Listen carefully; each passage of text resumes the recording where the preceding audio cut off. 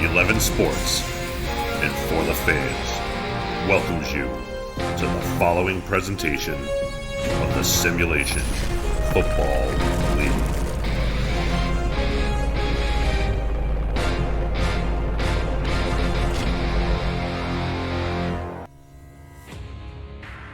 Welcome to the SFL's 15th championship game pregame show. Alongside Ramos Lynn, I'm Cameron Irvine, getting ready to break things down here today between the number 4 seeded Baltimore Vultures, boasting an 11-3 record. They will take on the number 3 seeded Sioux Falls Sparrows, also 11-3, both getting to this game thanks to road upsets last week, knocking out the two teams from the top two teams from the regular season, Denver and Louisiana. Ramos, we're going to get right into it. The Vultures, a retooled team, not expecting for this season to be the one, but it very well could be. Your opening thoughts on the Vultures? Yeah, I mean, they lost, of course, their starting quarterback, Mike Dasso and Joe Dasso, midway through the season, but Jack Whitmore was absolutely fantastic in the latter portion of the season. As we take a look at the star players, Whitmore, Gaines, Irvin, Lewis, and Volt, any one of those can make a huge play at any moment of the game. We know that Volt is a pick six master. He also returns punts and kicks like nobody in the SFL. Whitmore has been on point all season, and T-Roy Gaines, we know that once he gets to the edge, it's very, very difficult for any defense to stop that. How about this defense? 7 rookies on this defense, and Baltimore surprisingly lost a couple of leaders in their locker rooms, the Dazzos, in mid-season. They've done well to kind of put this defense back together again, almost like a Humpty Dumpty situation. They were also pretty good in games decided by 7 points or less. But how about their key victories this season? Obviously, the Denver win in the semifinals was huge. But Ramos, we were there for that Houston game, and while that game seems like it was a blowout, it was actually really close, and their defense sort of, they matured in that game and became something new, and they really kind of turned a corner there, I thought. Yeah, Giovanni Volt took that game away. He had a pick six. It was a punt return for a touchdown rather, and then he forced a fumble. The Vultures recovered it for to score in the end zone for 6 points. And this is a very good football team, as you can see in their games: 44 points, 47 points, and 38. So they can for sure score a lot of points. After close loss to Atlanta on opening night, they also almost fell to Charleston. They would have been 0-2 if they hadn't pulled that one out. But instead, they were able to get the win, avoid that 0-2 start, and that was a big springboard for Baltimore as well. All right, well, how about Sioux Falls? The Sparrows getting here with the same record and also with a road win in the semifinal. But what's the identity of this team as you see it, Ramos, and what's their season been like in your eyes? Yeah, it's been the running game. Obviously, it's been Colin Hart. They have a great fullback also in Jalen Wells, and Julian Tyree also helps in the run game with some quarterback sneaks. We've seen Julian Tyree be very effective in the run game, and as you can see in the victories, the exact opposite to Baltimore. They like to keep the games close, low-scoring games, and they are phenomenal in one-possession games. They've been all season long. In SFL history, this is the 4th time in which a team that lost the previous SFL championship game comes back to it the very following year, and the records are overall 1-2 for those teams coming back to the championship game right after they lost it the previous season. But this is a phenomenal so far Sparrows team with great defense. They have a trio of great linebackers led by Nick Fargo, of course, and John Barnhart, man. He is a ball hawk, and Jack Whitmore has to be very, very careful to throw the ball to 26. Great stat there on returning back to title games. Some of their key victories this season, that win at Baltimore, they got a pick in that game early. They also got a red zone fumble on T-Roy Gaines in that one. Won a very low-scoring game. It was just about a month and a half ago. It seems like forever ago, but they did pull out that victory on the road. And then the Vancouver game in Week 9. Ramos, I'm sure you remember this. Vancouver completely outplayed them. I think Sioux Falls ended with less than 200 total yards of offense, and were still able to win the game. They may not be here without that victory here tonight. Yeah, no, for sure. And I think that Baltimore needs to take some notes out of what Vancouver did defensively to try to, shut down the Sioux Falls Sparrows offense. They like to throw the ball to the outside, to the running backs, run the ball a lot, and they don't take a lot of deep chances down the field, but you can never discount this powerful Sioux Falls offense. Returning, they have AJ Levy, which is also going to be a weapon in the return game this game. So Baltimore needs to have a good special teams performance tonight. Well, Baltimore and Sioux Falls are the two teams in this game tonight, but they weren't the two teams this season, or they weren't the only two teams, I should say, this season that had tremendous plays. It's taken a long time. It's a brilliant list, but we've got it. Your top 10 plays of season 15 right now.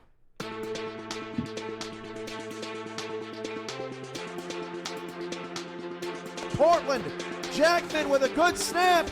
Kick is good from 55. Yes, it is! Denver wins and improves to 7-1. Hashtag kickers matter, Cam. Logan Jack back out on the field, 271 all-purpose yards for him on over 20 touches. Three receivers wide here. Richardson to throw. We'll flip it out to Logan Jack. He's going to fumble the ball. Logan Jack puts it on the ground. It's scooped up, and Houston takes the lead on the return. Brody Gulch, the rookie. With an amazing play, he's able to scoop and score. What an amazing play for the Houston defense. They forced the Logan Jack fumble, and just with Carolina, they were getting the ball back. They were trying to drive down the field. Houston makes their second turnover of the game, and it comes at a huge time, resulting in a touchdown. That is 2 touchdowns today, coming not from the offense, but coming from another side of the ball. They had one on special teams, make that one for defense. What an amazing play and a huge change in momentum for Houston. 23 seconds to go, second down and 10 at the 22. 3 receivers, 2 to the left. Dynasty to throw against a 4-man rush. End zone, touchdown Atlanta! Boo Chisholm with 19 seconds to go. Boo Chisholm, what a route, what a catch, right down the middle of the field. And good throw from Bryant Dynasty. I keep saying that, but man, he is going crazy, man. There's the hair flip. That's unbelievable. Louisiana all in the end zone. Taking their time on the snap. It's going to be Xander Gold. Drop back, catch in the end zone. And Fort Worth's going to be able to make it happen with only a couple seconds to spare. Light that cigar, put on that cowboy hat. Leonard Garrett Jr. might have just put the #1 team in the league to bed with that slant right across the middle. About to see what likely is going to be a steady diet of Robert Redford in this fourth quarter, but Pepper says not so fast. That's over the middle, and it's caught. Oh, the juke. It's going to break through another tackle, and Rich Pritchard is going to take it to the house. That is a crazy athletic play from Pritchard to get Vancouver more points in the end zone as they start to run away at Canada Field. Good play by Nate Heslop on the outside of the middle. Matthews gets the punt away. Manning back deep to receive. Takes one tackle, gets free, slips another tackle into the open field. He's at the 50, spin move, past the punter to the 40, Gone. to the 30. He is gone. 15-10-5. Touchdown, Desperados. It's a Gabriel Manning miracle play. Under the way from Ricky Matthews.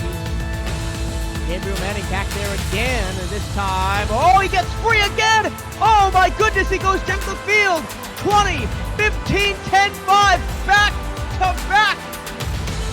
Majestic, magical, Gabriel Manning, 2 straight return touchdowns!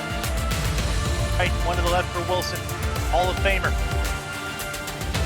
Has the football in his hands, quick drop, move in the pocket, thrown, and it's going to be incomplete.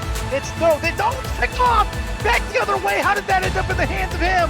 It's 44, back the other side, and he is going to return this to the house. An unreal turn of events, it's Everett Garrison with the interception to seal the game for the Hyenas. What a play. The tip drill, I thought for sure it had hit the ground. I was incorrect. Garrison knew it, and he took it back the length of the field. You don't want to give up. Christian handoff into Willis. Oh my goodness, two. He breaks another one. Can he break the third? And John Willis is off to the races. This is going to be a 90+ yard touchdown. Oh, I can't speak too soon. He breaks another tackle. You got to be kidding me. And he show ropes. At the goal line as he crosses Hollywood Boulevard in one of the most exciting fashions that I've ever seen. A tiptoe across the boulevard. Jarrett Willis, you are a dangerous weapon for the country. Seconds to go in the half. Miller back to pass, going long, has Logan Keel! Keel in a foot race, 40, 35-30, Jackson lost the ball, forced the fumble, and it's recovered, oh my goodness! Sling Shady down the field, recovers the fumble, forced by Jackson, what an effort! Yeah, what a play by Max Jackson, and we see it often in football, Cam, where the runner is just trying to get to the end zone, has the ball a little bit too loose, and a trailing defender can punch it out of the football, and Vegas right there to recover. What a hustle, and Vegas has the ball again. Pickler, handoff Streeter. Streeter moves forward, spins past one. He's still on his feet, finds a way to juke left, and he's got open field in front of him. Reggie Streeter with an amazing play at the second level has Louisiana on the board. That is a touchdown. What a play by their playmaker. You can't stop him. You can only hope to contain him. Unbelievable beast mode running by Reggie Streeter. You see, look at he was tackled right there. Goes through four or five Vancouver leaking defenders, just finds his way through there, finds the hole, and it's nothing but green acres in front of him, running wildly to the paint. Look at that, look at those moves, just a quick little hop step. And by that time, there's no way that Leodama, as good as a player as he is going to catch him in the foot race. What a play by Reggie Streeter. You got to get the ball in the hands of your playmaker. 7-6 with extra point pending. The top 10 plays of the SFL's 15th season. Ramos, what do you think of the list, and what was your favorite play of the year? Well, it's for sure not the pick six against the Aztecs. That's for certain. No, but for me, it's number 8, actually. Brian Dynasty's pass for a touchdown for several reasons. Number 1, that was the opening game of the SFL season. It was a phenomenal first, fourth quarter comeback for Brian Dynasty with the cam, and he was flipping his hair and everything. But also to hear the great Rich Pratcher again on the call, it's always phenomenal. So I will go with number 8, Dynasty's pass for a touchdown to win the game. And he got in there at number 6 too, Rich Rumisha, buddy. Not a whole lot of love for number 2 in the chat, the Max Jackson knockout. He comes from 5 yards back and punches that thing out. Logan Keel looked like he was going to have a touchdown. That was one of the best defensive plays we've seen, but Everett Garrison had a great one. Just missing the cut, Dean Maddox, the one-hander for Vancouver against Atlanta in the playoffs. That was crazy. And then Brody Gulch's scoop and score as well. So the SFL's got plenty of defense for sure. Yeah, for sure, absolutely. And that was a great hustle by Max Jackson on that play, punching a loose and giving his team another chance to score.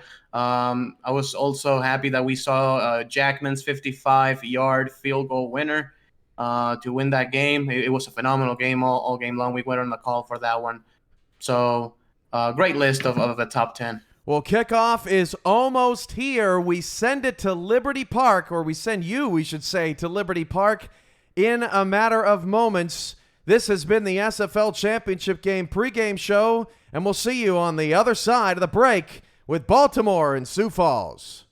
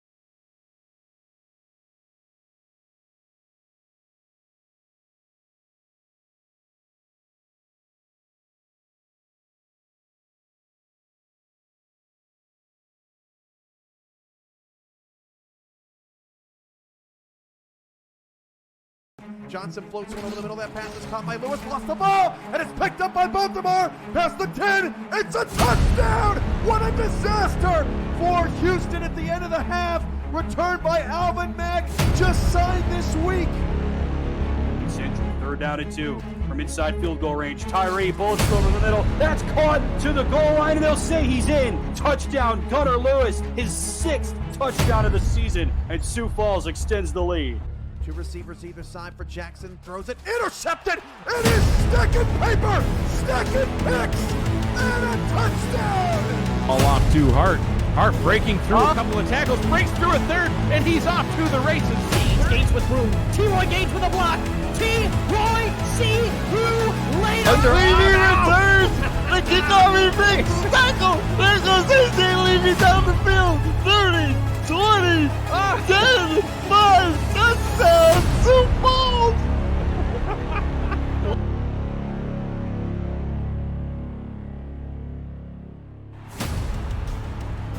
Welcome to Liberty Park. We are ready in Sioux Falls, South Dakota for the SFL's first Bird Bowl as the 11-3 Baltimore Vultures visit the 11-3 Sioux Falls Sparrows. It's a brisk 45 degrees and sunny. Wind could be a factor. We'll just have to wait and see. Alongside Tom Rahman and Art Vandelay on stats, Ramos Lynn on analysis. I am SFL play-by-play commentator Cameron Irvine. Ramos, the day is here. What's on your mind as these two gear up for kickoff? Well, we had 22 phenomenal teams enter this season, hoping to get to this game, but we have Sparrows, we have Vultures. Baltimore has been one of the SFL's finest franchises for so long, and it's very surprising, and this is their first trip into the championship game. And Sioux Falls is a team that is always so consistent, always so good. This is their second shot, and I think that whichever team can establish their run and get their run game going first and better, I think they will have a good chance to win this game. Sioux Falls wants to keep it close and tight scoring. Baltimore wants to make it a shootout. All right, well, we are ready to go here in just a matter of moments.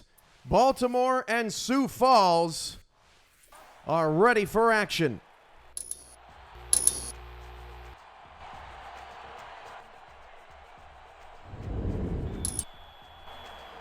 Maxwell Falk has the ball on the tee. Baltimore will receive. That's Giovanni Bolt back there to return the kick. And here we go. Kick it. The championship game is underway. This a deep kick 6 yards into the end zone. And that will be downed by Giovanni Bolt. So that brings us to T-Roy Gaines. And T-Roy Gaines needs 6 yards to get 10,000 all-purpose for his career. 7,439 on the ground, 2,555 through the air, and we'll see if he can get it on this opening drive. First down and 10 from the 20-yard line. They play fake to Gaines. Wigmore fires it outside. That pass is caught by Irvin. That's a first down and a gain of 13 yards. Let's meet the Baltimore Vultures offense.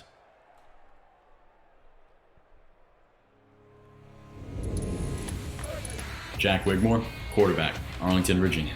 T-Roy Gaines, running back, Cincinnati, Ohio. Ivory Irvin, wide receiver, Manassas, Virginia. Daly Holder, wide receiver, New York City, New York. Matt Chima, wide receiver, Washington, D.C.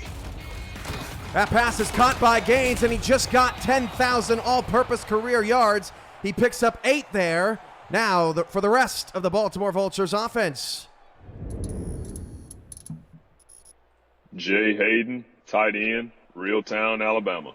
Lloyd Graham, tight end, number 83, Sacramento, California. Shark Tarkington, kicker, Logansport, Indiana. Sioux Falls jumps offside on a second down and 2. That pass is caught by Irvin for a first down. Ramos, great start for the Vultures here. Yeah, phenomenal start. They have 3 completed passes right out of the gate, and quick decisions here for Jack Wigmore. Of course, it's championship game tradition in the SFL. All the players introduce themselves. They're from all over the United States, all over the world, and it's always good to find out where people hail from. I think Baltimore will decline that penalty. Baltimore will have another first down here coming out. The Vultures in red helmets, white jerseys, black pants. For the Sparrows, they are dressed in their all blacks today with the yellow trim. First championship game hosted by Sioux Falls in franchise history. They've been around since season 6. Handoff to T. Roy Gaines, and Gaines on his first carry will pick up 8 yards. And now let's meet that Sioux Falls defense. James Kelly, defensive end, Little Rock, Arkansas. Jonathan Camp, defensive end, Palm Springs, California. Cam Crosby, defensive tackle, Sioux City, Iowa. Jose Fuentes, outside linebacker, New York. Alex Parker, linebacker, Miami. Nick Fargo, linebacker, Bloomington, Indiana. Pass caught by Jay Hayden. Dangerous pass there out into the flats. Could have been picked off, but Hayden gets his first catch of the day, and it's a first down to the Sparrow 41. Yeah, the Sioux Falls defender was pretty ready for it. He was covering the outside, but it was a good, quick decision by Jack Wigmore again, throwing the ball right where his tight end could get the ball. First down and 10 at the Sparrow 41. This is Wigmore hit as he threw, and that pass is incomplete. Pressure applied by James Kelly. Let's meet the Sioux Falls defensive backs. Terrell Davis, cornerback, Maryland. John Barnhart, cornerback, Detroit, Michigan. Jay Ringgold, free safety, Peoria, Arizona. Nathan Barnett, free safety, Tulsa, Oklahoma. AJ Levy, strong safety, Detroit, Michigan. Pass is intercepted. Fuentes tipped it up, and Ringgold knocks it away. The Sparrows get a turnover on their opening defensive possession. Exactly what they needed, Cam, because Baltimore had been moving the ball really successfully. This is just an arrow route tried for Ivory Irvin, and the linebacker puts a hand up, and the pass intercepted by Jay Ringgold. Sioux Falls now in command and with great field position. Wow, so the Sparrows get the football, 8:36 to go in the first quarter. First down and 10, just got through the introductions on that side of the ball, and now Sioux Falls all of a sudden with some momentum. Tyree will hand the ball off to Colin Hart. He'll pick up 2, and now let's meet the Sioux Falls offense.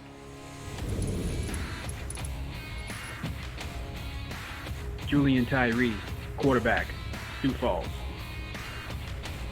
Colin Hart, running back, from the home of Walmart, Bentonville, Arkansas. Jalen Wells, fullback, Franklin Township, Somerset, New Jersey. Noah Rogers, tight end, Paint Rock, Texas. Dusty Wilson, offensive lineman, out of the Bonner, Texas. And we won't even get to finish it because Giovanni Bolt picks off the pass going the other way. Yeah, one of the players we highlighted, Cam, this is going to be a post route, and you cannot play it much better than what Giovanni Ball did. He's the center fielder right there, and that's his job. Cover as deep as he possibly can, has the interception, and now Baltimore with another fresh set of downs. What a block by Alvin Mack coming back the other way for Baltimore. He smacked somebody in the mouth, and now Baltimore has the football right back. Both teams showing a little bit of the jitters in the first 3 minutes, each with an interception. Now Wigmore will fire it outside. This is Lloyd Graham Jr. He picks up 2 yards, and maybe we can try to settle into this ball game, Ramos.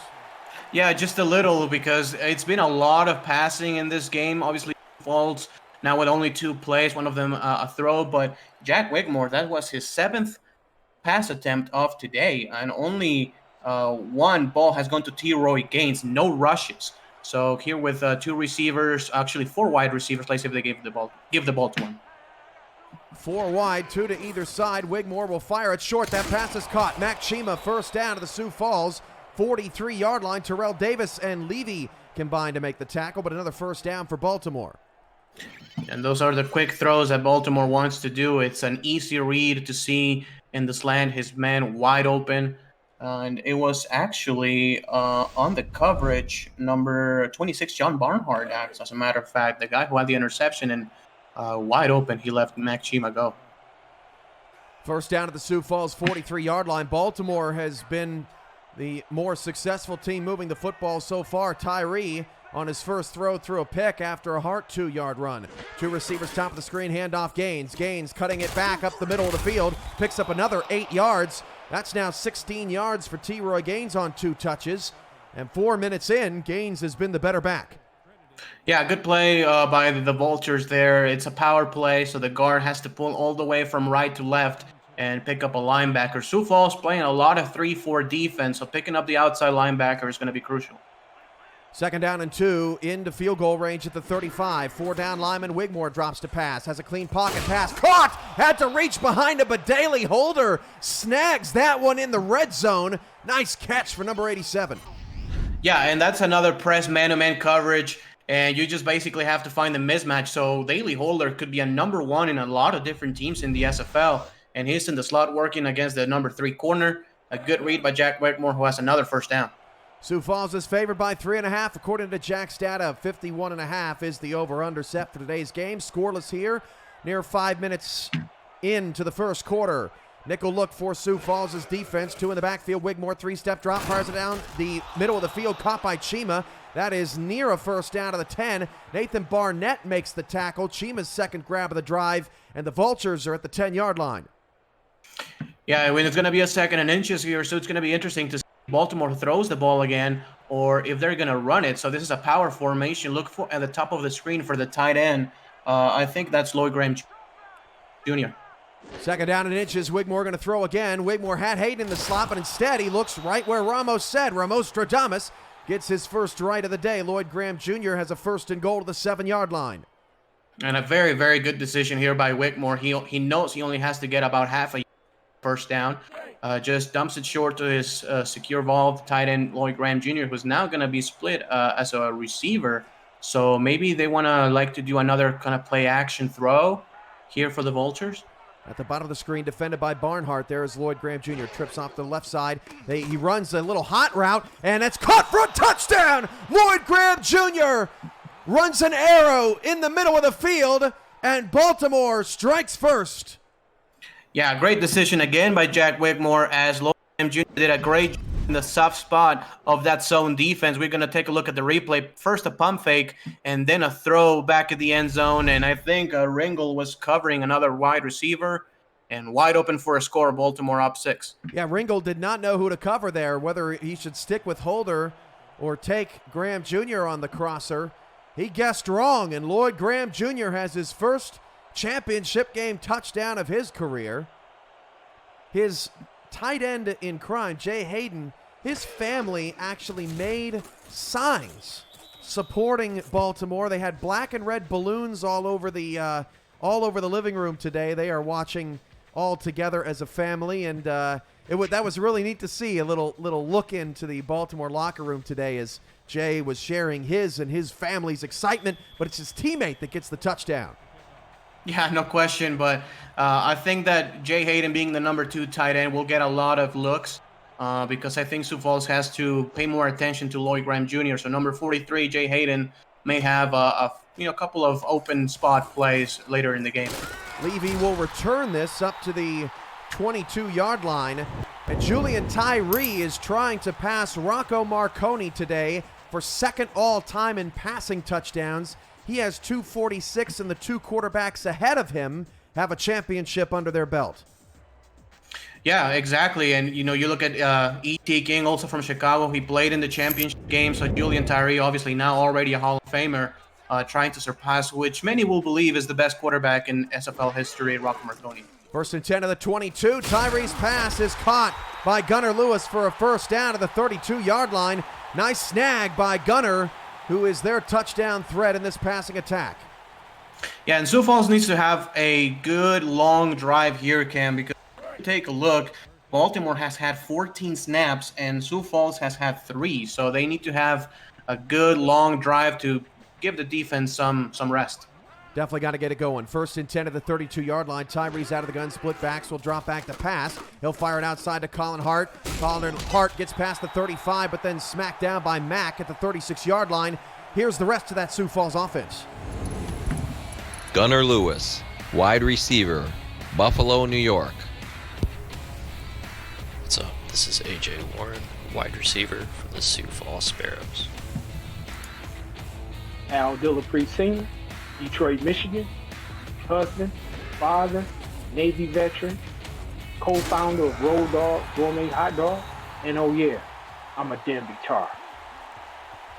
Maxwell Falk, kicker, Pittsburgh, Pennsylvania. Pass hauled in by Gunnar Lewis. You know, kickers always get the short end of the stick, don't they, Ramos? Al Dillapre Sr., I gave him his time. He is the founder of a hot dog company. I loved it. But Falk gets the... maybe Dillapre will get some flack from his teammates. Nice haul in by Lewis up to the Baltimore 44. Hey, but, you know, Maxwell Falk may as well win this championship game here for Sioux Falls tonight. This seems to be a very close game, and a kick may decide this one. First down and 10 at the 44-yard line. 3:35 to go in the first quarter. Tyree will fire it again out to Hart. Hart got a key block, now cuts it back inside. Breaks a tackle. That was Dusty Wilson on the outside. That's a 5-yard gain. Troy LaShaw on the tackle. Let's meet that Baltimore defense. Al Walker, defensive end, Sacramento, California. Saran Chef Yates IV, defensive end, Columbus, Ohio. Nate Brown, defensive tackle, Cincinnati, Ohio.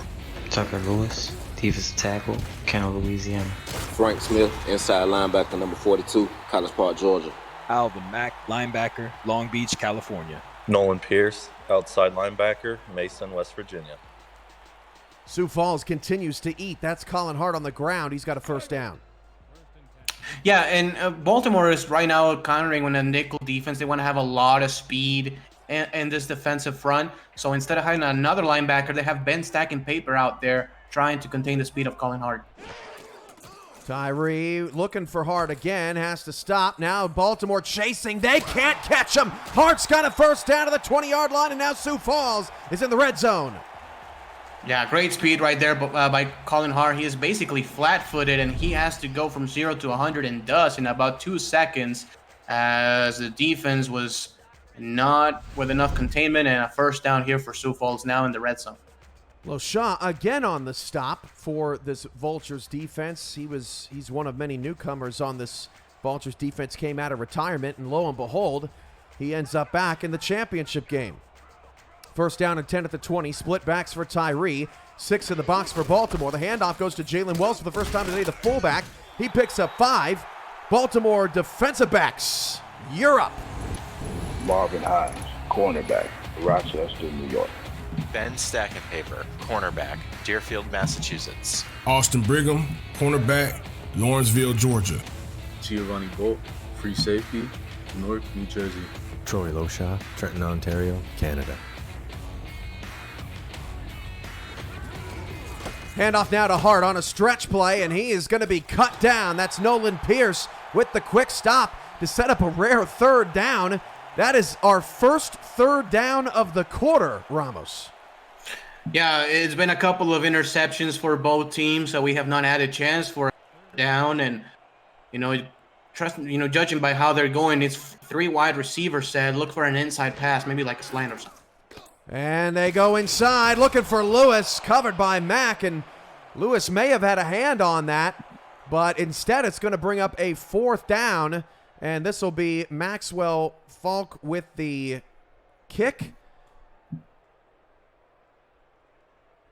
And for these 2 kickers, Falk has more career misses in the playoffs than in the regular season. Back-to-back weeks with a miss for Falk. That's just recent. Shark Tarkington hasn't missed since September the 2nd, 2019, when he hit a 53-yarder off the upright. He's made 74 in a row. This is a chipper, 31 yards for Falk. That extra point is up and good. It's 7-3. And Ramos, apologies for cutting you off. No, that's all good. I was going to say a good defensive play right there for Baltimore, making a 3rd down stop and forcing Sioux Falls to kick a field goal. Now, Sioux Falls has the win on their favor, Cam, so we might see a touchback here again, and the offense will start at the 20.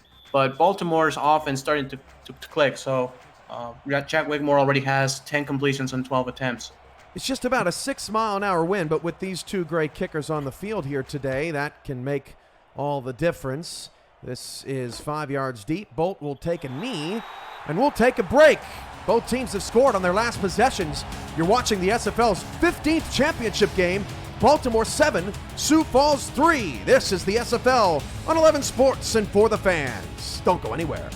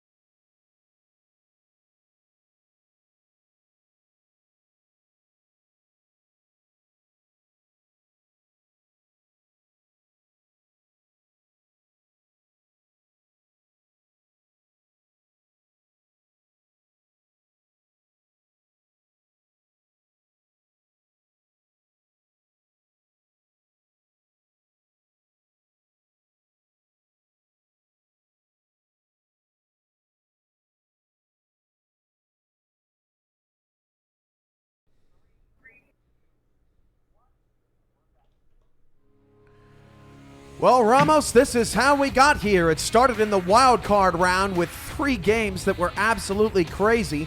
Vancouver played another nail-biter but came up short against Louisiana. And then, of course, Baltimore and Sioux Falls in this game. What has been your favorite moment of these playoffs? Well, I think last week Baltimore against Denver was a phenomenal game for the Vultures. Going into Denver in the snow, it looked like Denver had the upper hand at the beginning, but then Baltimore played phenomenal. And the same goes to Sioux Falls. Going to Louisiana and beating the Revolution is not easy at all, and making it to back-to-back championships is not either. Split backs for Wigmore on his 3rd possession. Wigmore drops back, hit as he threw, and the pass is incomplete. James Kelly applying more pressure, and that's interesting, Ramos, because we were watching some film on the previous meeting, and Kelly could not get to Wigmore at all. He already has 2 pressures. Yeah, and he's a guy who's not going to have a ton of sacks, but he makes the quarterback feel rattled, and he gets hits on the quarterback. It didn't happen against Wigmore in the last time they met, but, I mean, Jason McGee has a great game plan for him tonight. Wigmore now 10 of 13, 76 yards, 14th pass of the day. Wigmore fires it outside, it's intercepted! John Barnhart, touchdown! Sioux Falls, he does it again for the Sparrows in the postseason! Man, that's a terrible decision here for Jack Wigmore, throwing the body. So that's out and late. You're just man, that's just a pick 6. There's no way around it. It's out and it's late. John Barnhart all the way for 6. He could have scored a 100-yard pick 6. There was nobody there. I mean, Shima almost had to run his route even slower than usual. The ball was so late there. Tough play there for Wigmore. Yeah, very tough play. I mean, he's a very good quarterback and shake it off, but now with 2 interceptions, the Sioux Falls defense doing a phenomenal job in the first quarter. Extra point on the way for Sioux Falls. This is Falk, and the extra point is up and good. Now Sioux Falls with their first lead of the day, 10-7.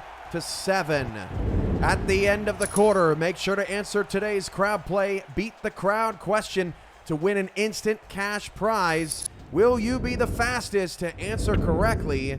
We will find out coming up next. And of course, you can play crowd play all day long, rack up points for the crowd store, and also win instant prizes like on Beat the Crowd. We'll have leaderboard updates for you throughout the day once the standings have been updated for the first time. Giovanni Bolt takes another knee.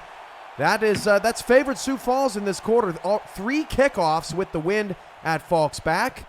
And Baltimore will once again have to start from the 20. Yeah, it really has. And I think Sioux Falls defense are feeling themselves. They're getting very good pressure on the quarterback. I think they need to involve T-Roy Gaines a little bit more, Cam. He only has 2 carries so far. First down and 10 at the 20. Wigmore fires it outside. That pass caught by Jay Hayden, turning the corner. First down to the 32-yard line. Nice pitch and catch there. Wigmore continuing to sling it. He's on pace for 60 throws here today. Yeah, and that was a wide open pass to Hayden. Good recognition again by Wigmore.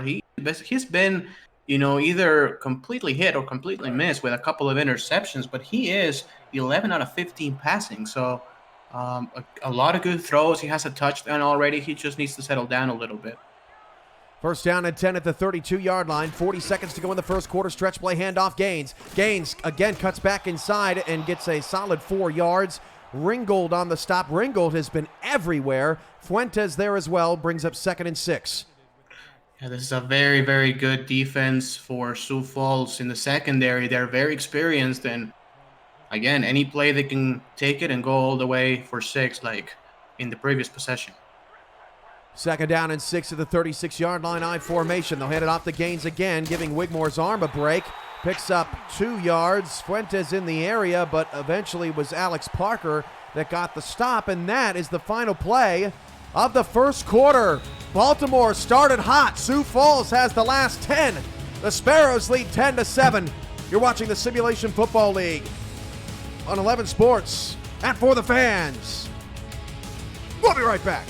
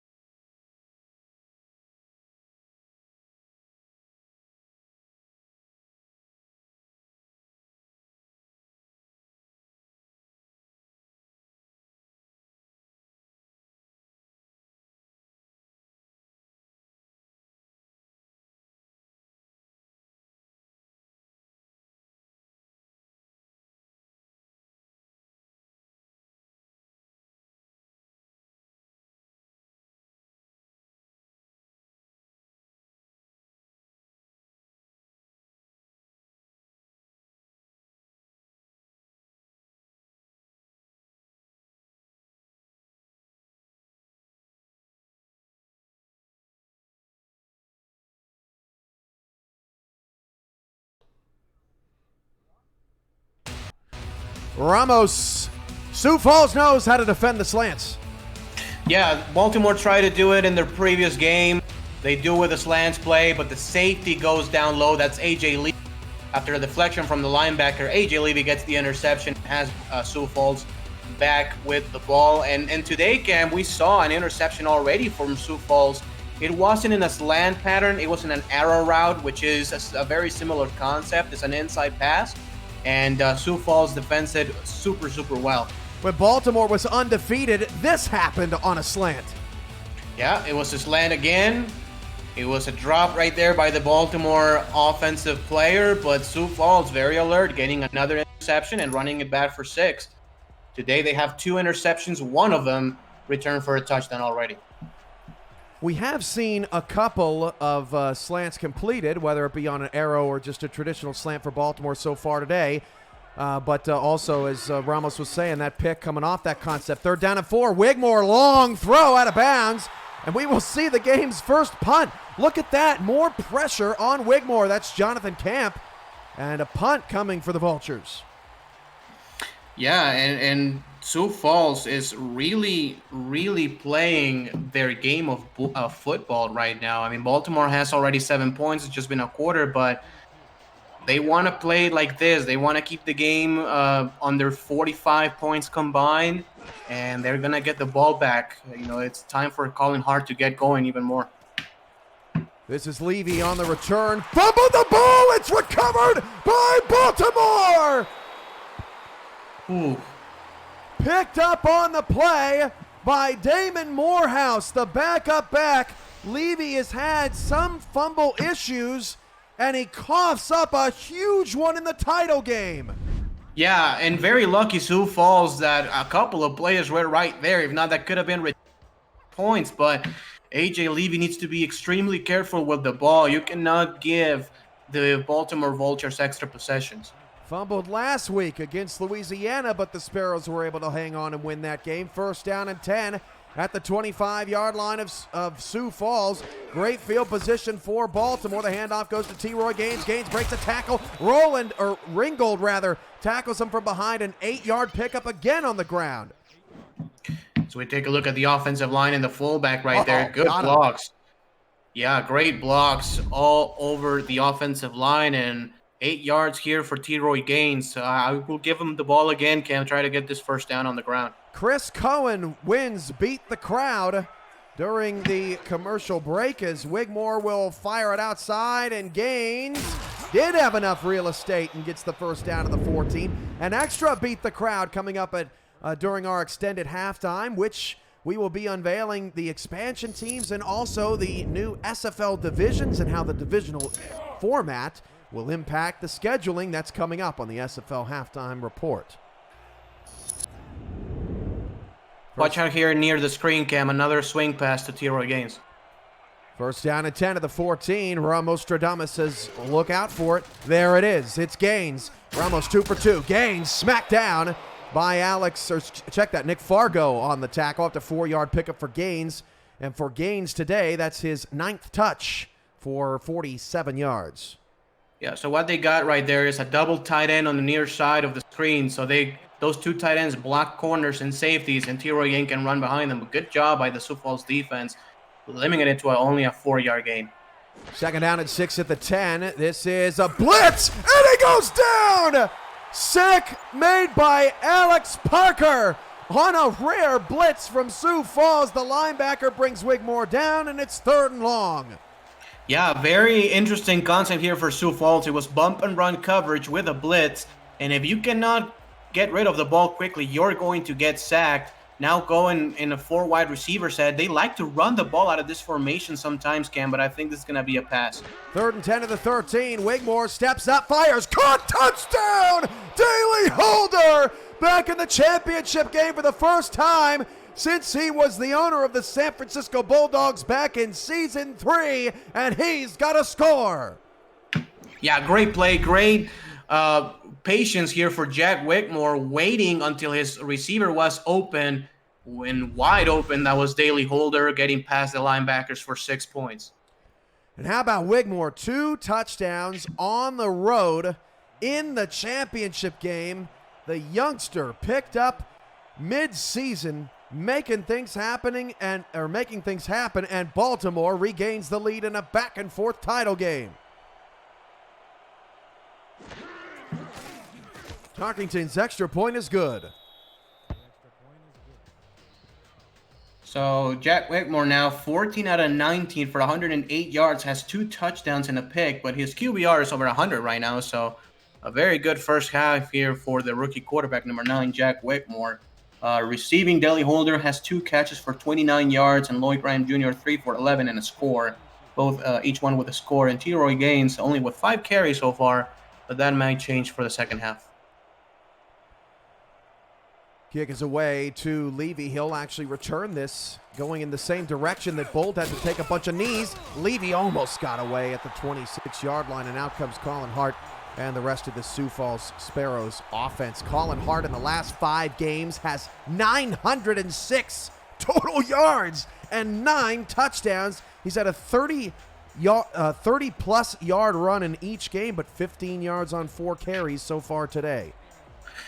Yeah, and Baltimore has done a good job also in the passing game against them. Only 2 grabs, 16 yards for Colin Hart. Tyree on a quarterback sneak picks up 5. He's the 3rd head of this 3-headed rushing monster. And for Tyree, he needs 25 rush yards coming in, now 20, to pass Shabazz Synergy for 2nd all-time amongst quarterbacks. Gaines needs 120 to pass Zach Parker for 13th all-time.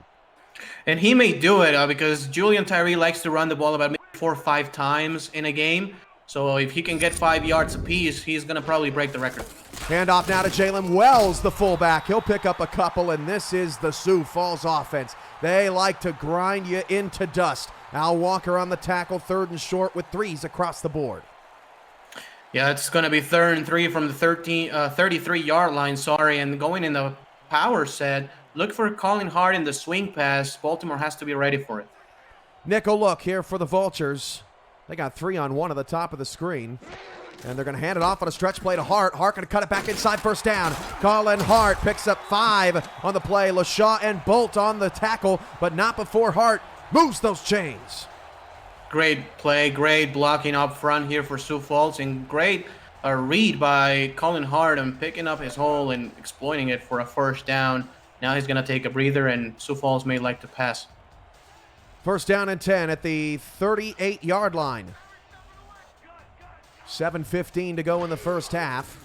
Tyree fires it over the middle of the field, knocked away. Nice job sticking his paw out there, Frank Smith, to bring up a second down and 10. If you're new to the Simulation Football League, you're watching the first controllerless esport where strategy and AI instead of thumbs determines outcome. Teams submit game plans prior to the simulation, and the results play out live in real time with hundreds of viewers turn players, scouts, coaches, and team owners on the field to create an all-new kind of virtual reality. Visit simulationfl.net for more information. Second down and 10 at the 38, hand off to Wells. He is stuffed. Hart, however, was wide open on the swing. I wonder if they go to that later, but a third down and 9 after Smith makes another key play. Yeah, that's a good point. They may want to go back to it later on and actually throw the pass to the swing to Colin Hart, but great job by Smith, one-on-one, making the stop, and it's going to be a third and 9 now. Look out for the post routes here in this long down situation. Empty 5 wide. Tyree looking long down the middle. Pass is knocked up in the air and incomplete. Looking for Lewis and almost had him. There's LaShaw again. And this time it's Sioux Falls' turn to punt the football. We'll see if Bolt fumbles. Yeah, and again, it's now the Bolters' opportunity to run away with the momentum that they have. Obviously, force a fumble out of A.J. Levy. They're going to get the ball back in this punt. And, ooh. Did you see that lined up offside there? Yeah. That was a boneheaded play. I believe that was Zimmerman. It was. It'll still be 4th and 4, but another one of those, and he's in trouble. Yeah, and this is going to be important for field position now. You know, it may only seem like it's only 5 yards and it's not too big a deal, but you know, if the ball is at the 44, if the punter can get enough leg on this one, this may be a coffin corner punt. Troy Loshaw has 4 tackles and a pass deflection. Mack has 5 tackles to lead the Baltimore defense. Terrell Davis has 4 to lead the Sparrows. Thanks again to Art Vandelay and Tom Rahman in the stats booth. Mike Daggs assisting as Giovanni Bolt gets it up to the 24-yard line, and that's where we'll take a break. 6:29 to go in the first half. It's Vultures 14, Sparrows 10. We'll be right back with the 15th SFL Championship game on 11 Sports and For the Fans in a moment.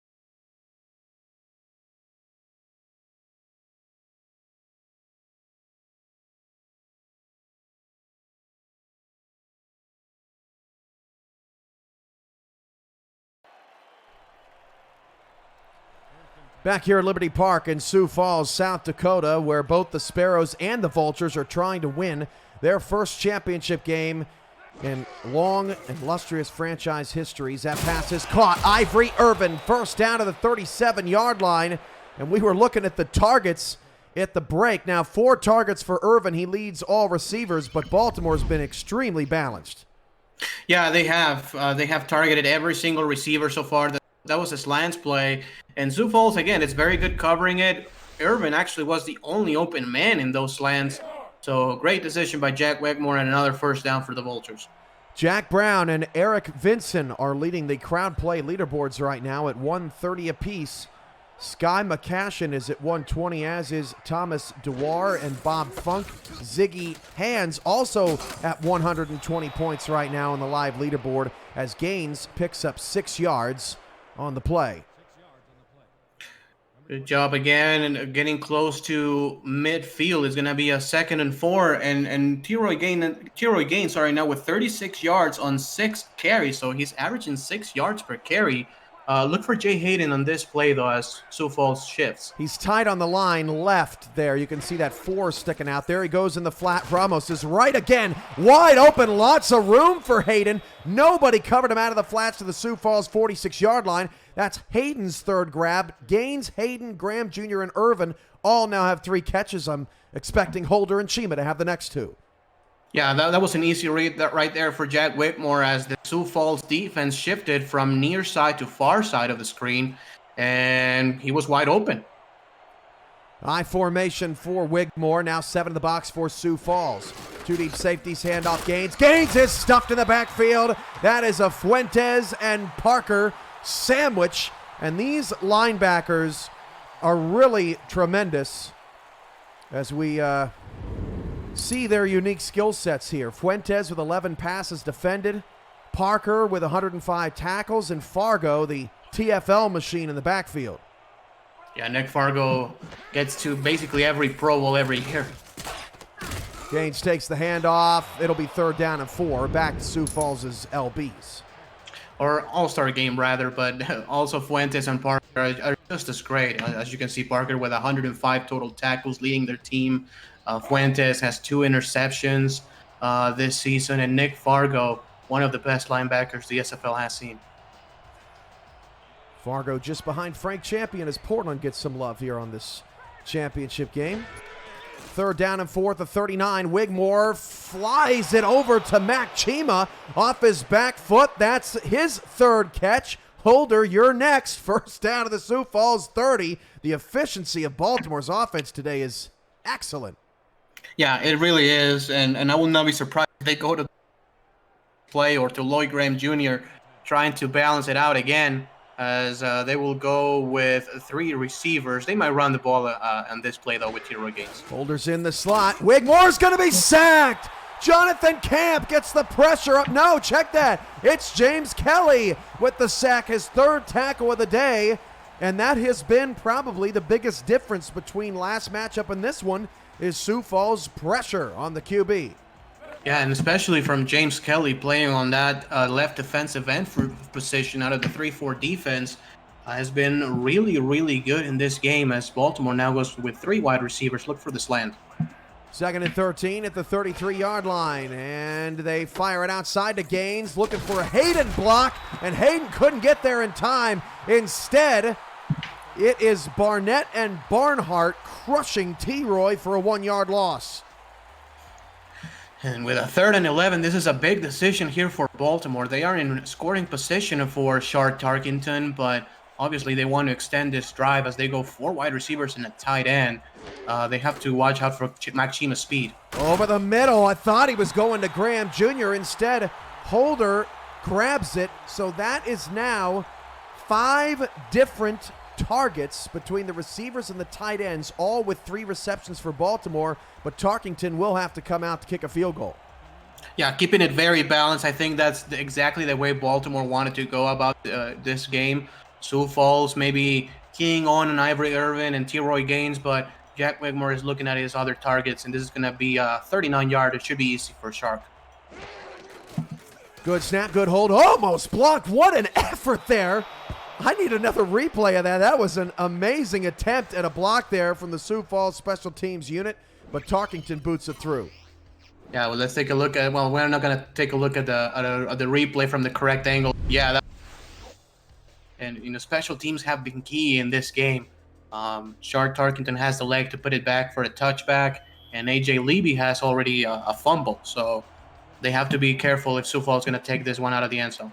The second season of the SFL Minor League is underway, but it's not too late to build a player, get on a team, and start progressing in preparation for the next SFL Rookie Draft, which is this December.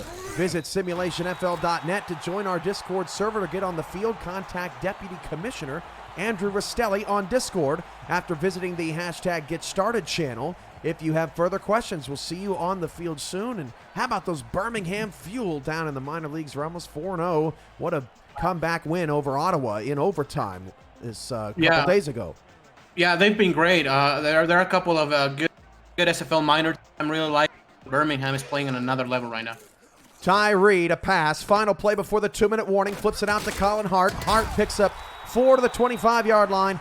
And that brings us to the 2-minute warning. Sioux Falls down by 7. They have the ball, and they will get the ball to start the second half. Can the Sparrows get a 2-for-1?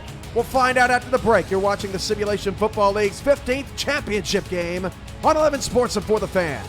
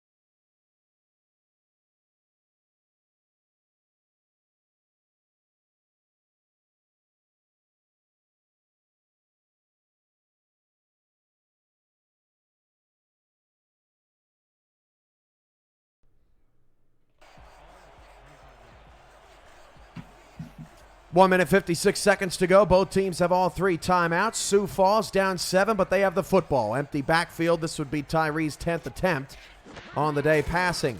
He faces some pressure. Ball is tipped up in the air. That could have been a nightmare scenario. Al Dillapre Sr. appears to be the intended target. Will bring up a 3rd down for Sioux Falls. They are 1 for 3 today. Yeah, very, very close there. Should have been an interception here for the 3rd and 6. I mean, Sioux Falls has not been very successful on 3rd down. They're 1 out of 3 so far in this game, going with 3 wide receivers. Baltimore in a nickel defense. 3 receivers. That's Dillapre in the slot there to the right. Tyree back to pass. Faces pressure off his right side, and that pass is caught to Gunnar Lewis. They tried to squeeze it in there on a 3rd down earlier in this half. This time, Tyree finds his man. Yeah, that's a big boy throw right there from Julian Tyree with a lot of anticipation. Able to be at the spot for a big, big 1st down. Sioux Falls needs some points before the half to keep it close. 1st and 10 at the 45-yard line. Tyree's out of the shotgun with 3 receivers short side right, bottom of your screen. 3-2 dime defense here for Baltimore as Tyree will fire it down the middle of the field. The pass is popped up in the air and incomplete. I'm not so sure that Terrasas was the intended receiver on that play. What say you, Ramos? I think he was, but he was actually not very aware of the ball, and he couldn't make the catch. And that could have been another interception, and this lands really are not working very well for either one of those teams. This stage of the season, it's pretty difficult to get much of anything to work, it would seem. 2nd down and 10, handoff to Hart. He's going to pick up a couple of blocks. Colin Hart dragging defender Alvin Mack near to the sticks. No huddle offense now. 3rd down and 2 with a minute to go. Still all 3 timeouts in the back pocket. Hand off to Hart again. Hart going to get a block in. Colin Hart fighting for the sticks. He did not get there. What a play by Loshaw to come in and stuff him at the 45-yard line. Yeah, that was very close, and I think it's a good spot right there by the refs. got to the first down marker. And if I'm Sioux Falls, I'm thinking about going for it here, Cam. Especially because you get the ball to start the second half, right? Yeah, and you have a great drive going on here. Split backs, heavy line off to the right side. Will they actually snap it here on 4th and inches? Yes, they will. Tyree going to throw. Tyree in trouble. Avoids a sack and then gets buried. Baltimore gets the stop. It's Nate Brown. Hart was wide open again, and Tyree missed him. Man, yeah, that's all on Tyree. Oh. He had his running back open for an easy first down, maybe even 10+ yards to be fair, and Baltimore has a sack. I like the decision of going for it. The execution was just really, really bad. Cooper Colston got blown up by Nate Brown. What a play by Baltimore here near the end of the first half. First down and 10 at midfield, about 15 yards outside of field goal range. Now a deep drop back from Wigmore. Bomb is incomplete. What do they have to lose? Chima, the intended target. Ringgold knocks it away, and Chima on 6 targets has been somewhat inefficient. Yeah, he has, but I like the decision again from Baltimore. You just got a turnover on downs. Try to get a big play. You either have, you still have second down and 10, and you're about 15 yards away, give or take, for another field goal. So go deep, try to get a big play, and if it doesn't work like it didn't, you can have a 2nd and 10 and run the ball or throw it short if you want. Second down and 10 at midfield. 2 backs and 2 receivers for Wigmore. They'll hand it off to Gaines, and T-Roy not going to get much of anything. Baltimore will call a timeout to think about their situation. Parker on the tackle. Again, coming up at halftime, you've got 2 beat the crowds coming after the first one, after our halftime breakdown, Ramos and I. And then we have the expansion team and divisional alignment announcement as we'll break down a revised format of play coming up in season 16 of the Simulation Football League. Won't want to miss all of that excitement at halftime. 3rd down and 9 at the 49 for Wigmore. Going to throw. Wigmore pump fake. Wigmore hit as he threw. Passes. Intercepted at the 33-yard line. Taken away by Jay Ringgold. He is everywhere. Yeah, he really is. That's his 2nd interception of today, and he was not fooled by that outside move. Gets the interception in great position. And Sioux Falls has another chance now with the ball at the 33. They have a great kicker, so they can get close to field goal range still and get 3 points before the half is over. Total mismatch there with DeAndre Fields, the intended receiver, and Ringgold all over it. Now Tyree's got another shot. 38 seconds to go, flips it out. Wells, that play is going backwards. A loss of 3 yards, tackled by Mac No Huddle. Yeah, really, really backwards. Let's see if they have a pass down the field here. Tyree, pump fake, fires it into no man's land. Terrasas again, the intended target. And that was Sir Ron Yates, the 4th, applying some pressure. 3rd down. Yeah, could have been intercepted again. He has to be very careful. You do want to get in field goal range points, but you also have to be careful. If it's not there, you can just throw it out of bounds and try to scramble. I mean, he is a very quick quarterback. You can try to scramble, but you have to be careful. Look at these safeties. They're creeping underneath. Look for the post routes here in any deep pass. 3rd and 13. Tyree going to Lewis. It's caught. 1st and 10 of the 45, but no timeout. They got to get into field goal range or scramble to get there. Tyree rushes up to the line now. 8 seconds left. 7, 6. Tyree fires again middle, and it's incomplete off the head of an intended receiver or an intended defender, I should say. Warren is the target. But with 4 seconds left, now they got to go Hail Mary. Terrible clock management there for Sioux Falls in a critical moment.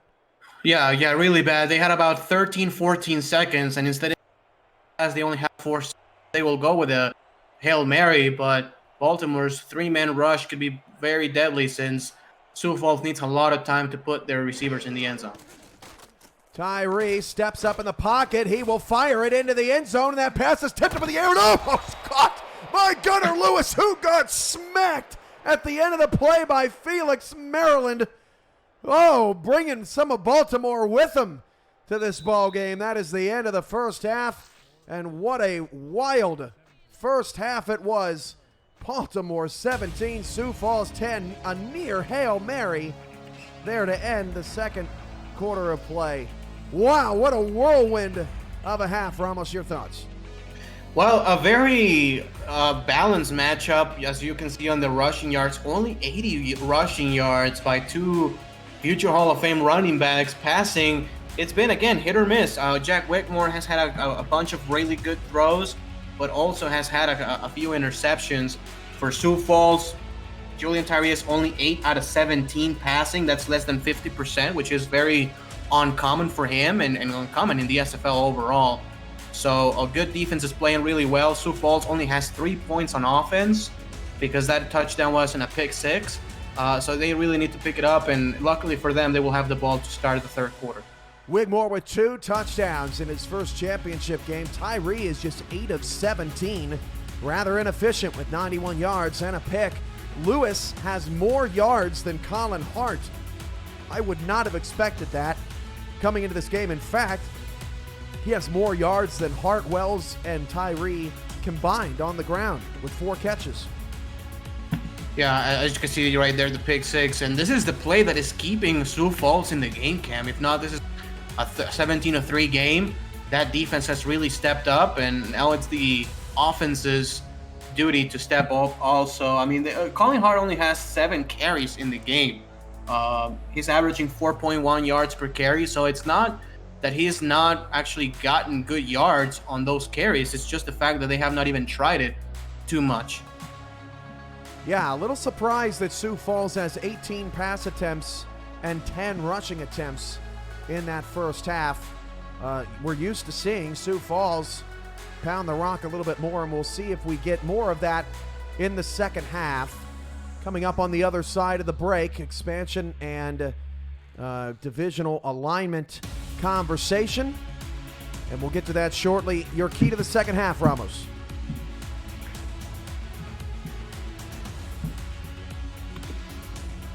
Ramos. Sorry, I cut off for a second. That's all right. Key to the second half. Okay, well, it's just establish the run game for both teams, actually. Establish the run game, establish Colin Hart, establish T-Roy Gaines. T-Roy and Colin need about 25 touches on the ground. Only 9 for T-Roy and only 7 for Colin Hart so far, so they have to run the ball a little bit more. We'll see who does that better in the second half. Baltimore 17, Sioux Falls 10. The SFL's championship game will be back in a moment.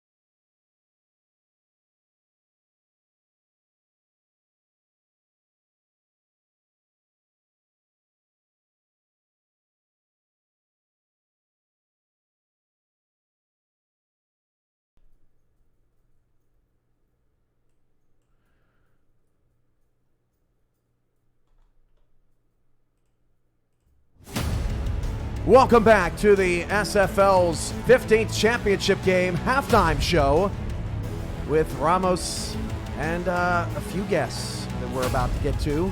We've got some exciting things to cover here in this halftime report. First, we have the season 16 format. You know, we've got 24 teams coming up. And we've got 24 teams, 6 divisions.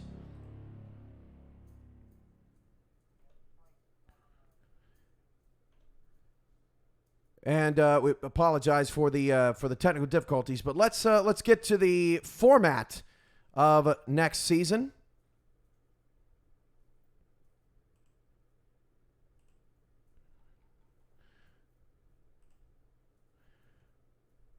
There we go.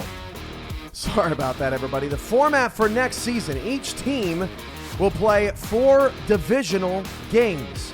Every game in Week 12 will be in division.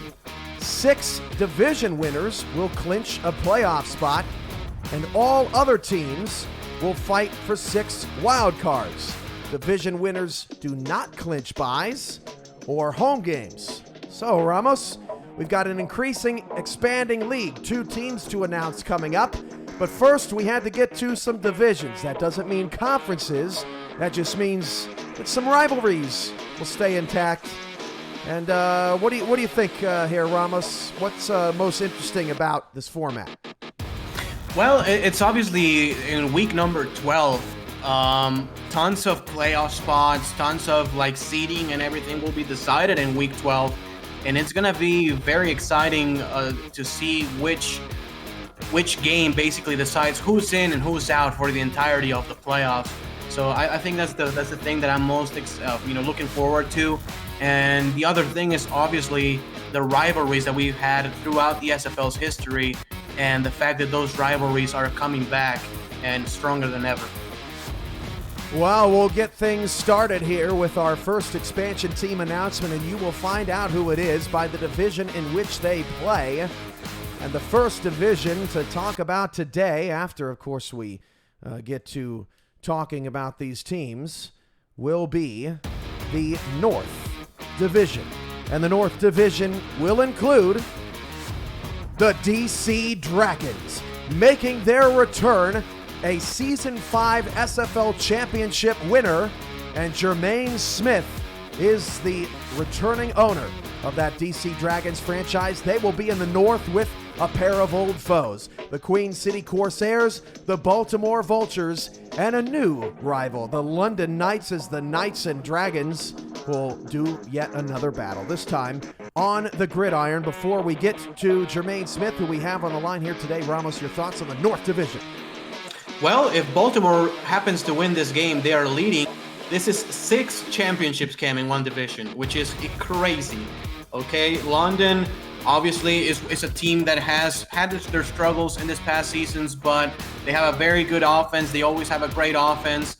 And with a new coming DC, let's see how the Dragons fare against the 4-time champions Queen City Corsairs and the potential champions today, the Baltimore Vultures.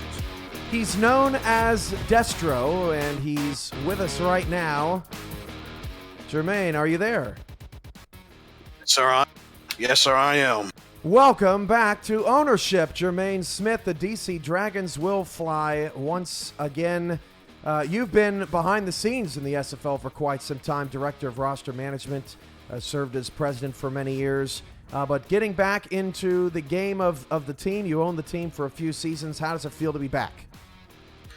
It was very, very good to be back in the SFL. I'm just glad. I'm just thankful that the owners made the right decision this time, and I'm just glad to be back. I'm excited. I'm ready to go to work tomorrow. 20 minutes from now, I'm ready to go to work. Now, your branding is being done, of course, by Matt Doyle Designs, and that'll be unveiled later. You have a very unique connection with the Dragon, with Bruce Lee as part of sort of your heritage, and that's sort of the theme behind the team. For those that weren't here when the DC Dragons were around the first time, what does the DC Dragons moniker mean to you? It means a lot to me. People know me close to me. My middle name's Lee. I had the same birthday as Bruce Lee. We both were born in the year of the dragon. So it's like there's a connection there. And I've been admired of this guy since I first saw him when I was 5, 6 years old. So when I was able to have the team the first time around, kind of tied it all in together, took the colors of the old school Washington Wizards, and then I just, went from there.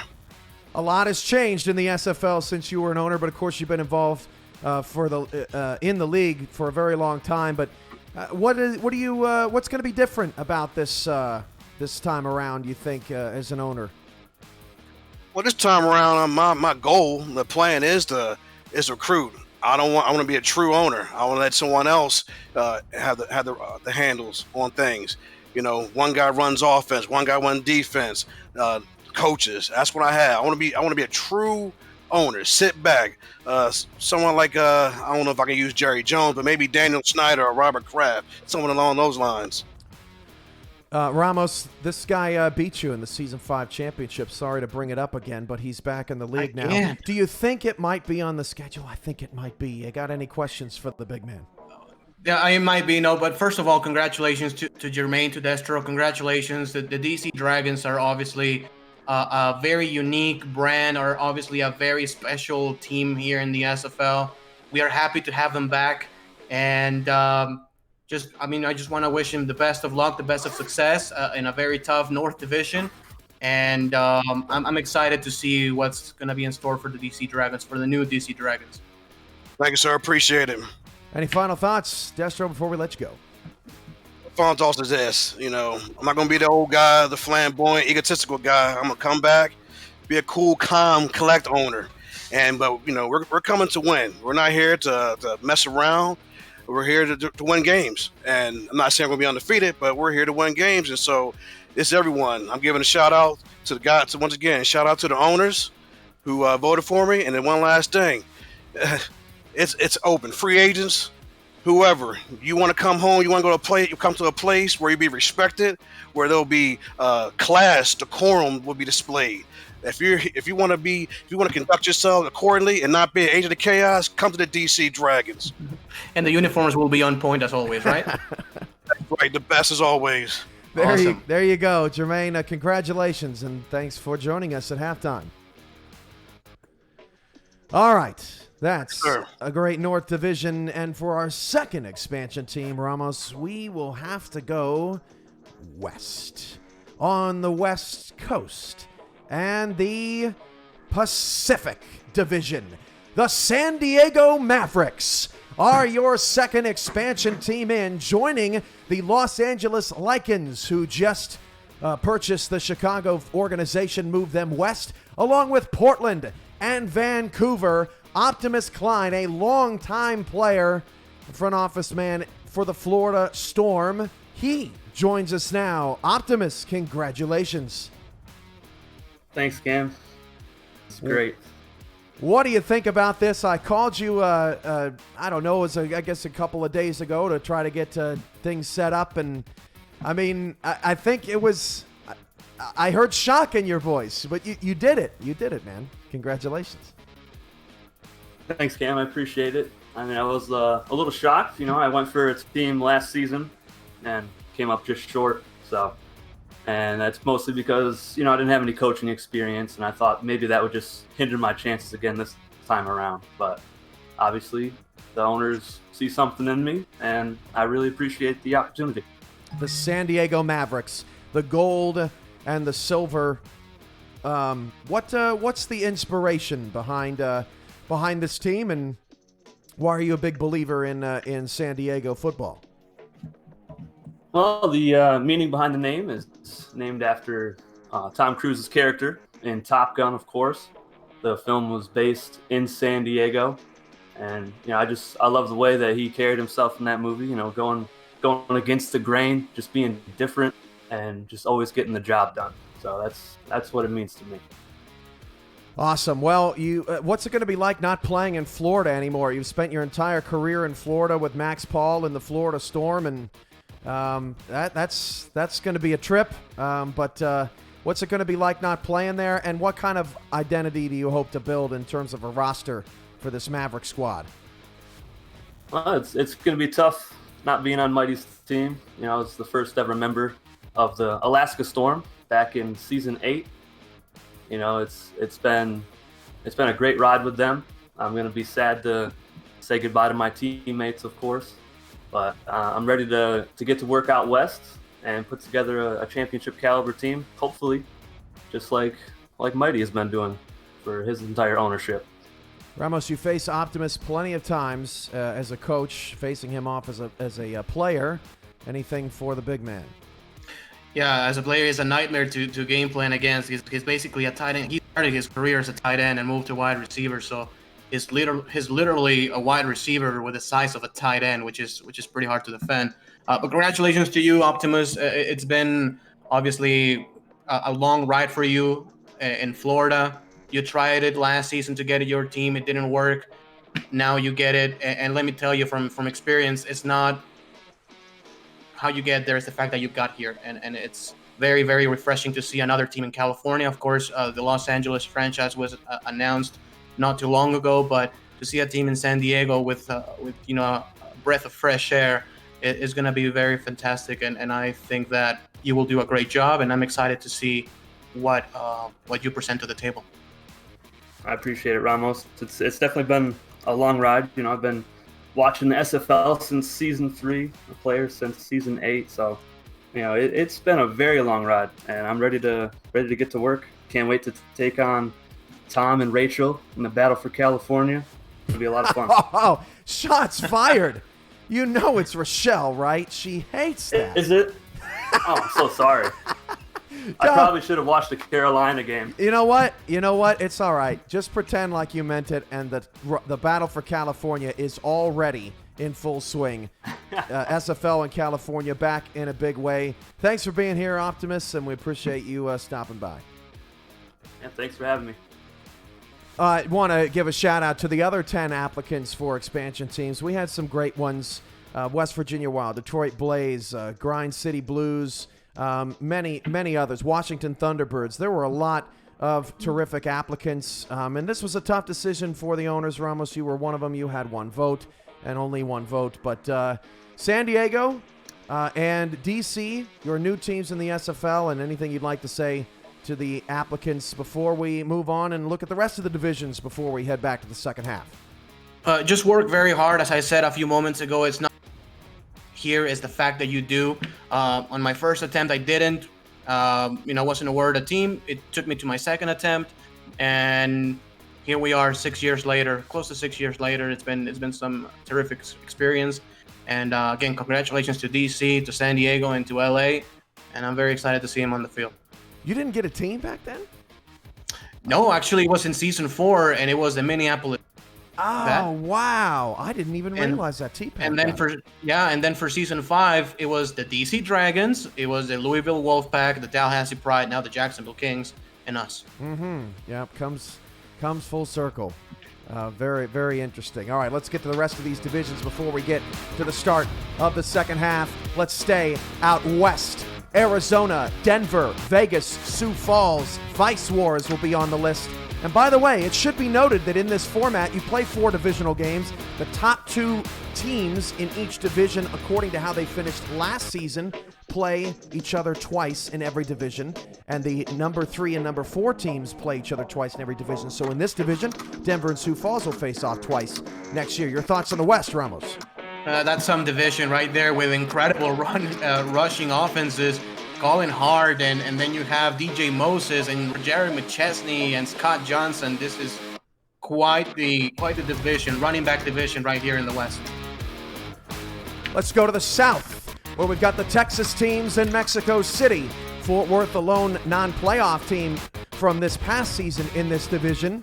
But none of the 4 teams obviously made it to this game, but made it far in the playoffs and were very competitive. Ramos, your thoughts on your new Texas divisional opponents?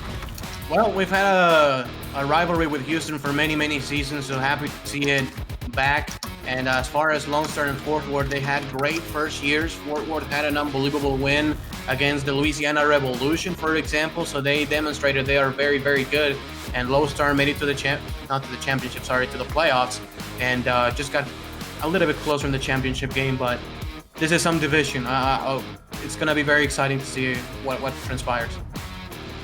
How about the East, led by Bryant Dynasty? Atlanta, Louisiana will have something to say about that. St. Louis, a very young team, probably outplayed what they may have thought of offensively this season, and Tulsa is there as well.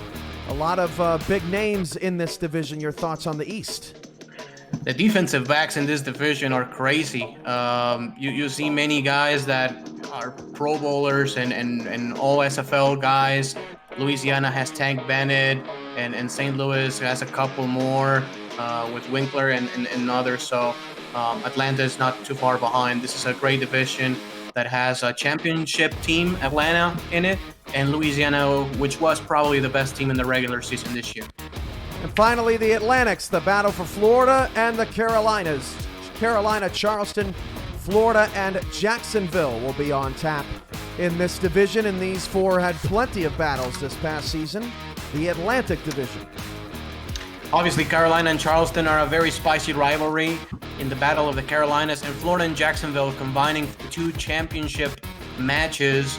Florida has the upper hand 2-0 on those, but in the regular season, actually, Jacksonville has gotten the better out of the Florida Storm consistently over the past few seasons. So, again, very, very exciting stuff. Stay tuned for the branding unveilings of Los Angeles, San Diego, and DC on our YouTube channel, and of course through our Discord community throughout the off-season, as our partner Maxwell Designs works with those teams and gets them ready to sign their first players. The SFL's schedule release show is November 12th, and Season 16 starts Saturday, January 23rd on 11 Sports. And for the fans, this has been the SFL Halftime Report, and we will be right back for the second half here on 11 Sports and for the fans.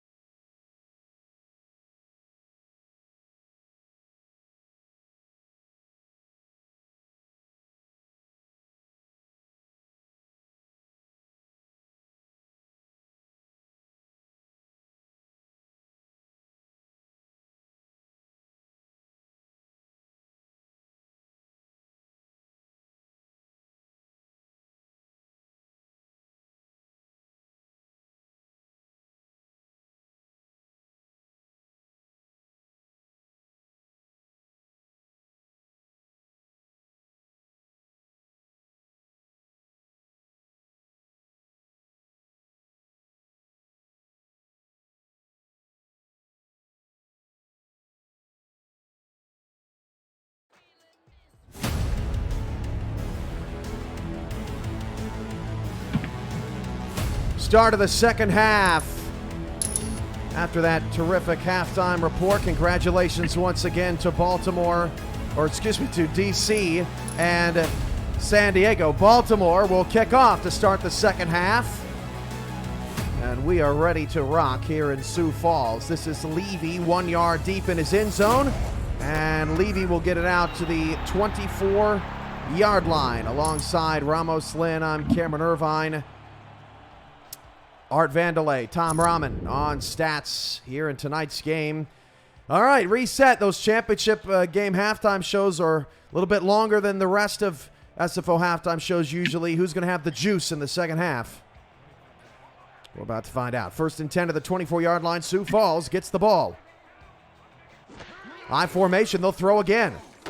This is out to Hart, and Hart's got 4 yards to the 29-yard line. The tackle on the outside made by Austin Brigham.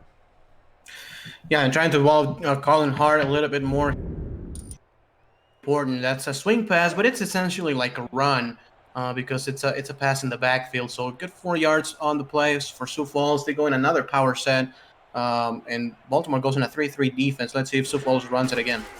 And they run it to Hart on that weak side, and Hart breaks a tackle. He's in the open field, and Colin Hart past the 20 will be chased down by Giovanni Bone at the 12. We were talking at the break, Ramos, about how it just felt like we were due for a big play, and Hart delivers. Yes, sir, and it's a 3-3 defense here for Baltimore, so they just do not have enough people in the box.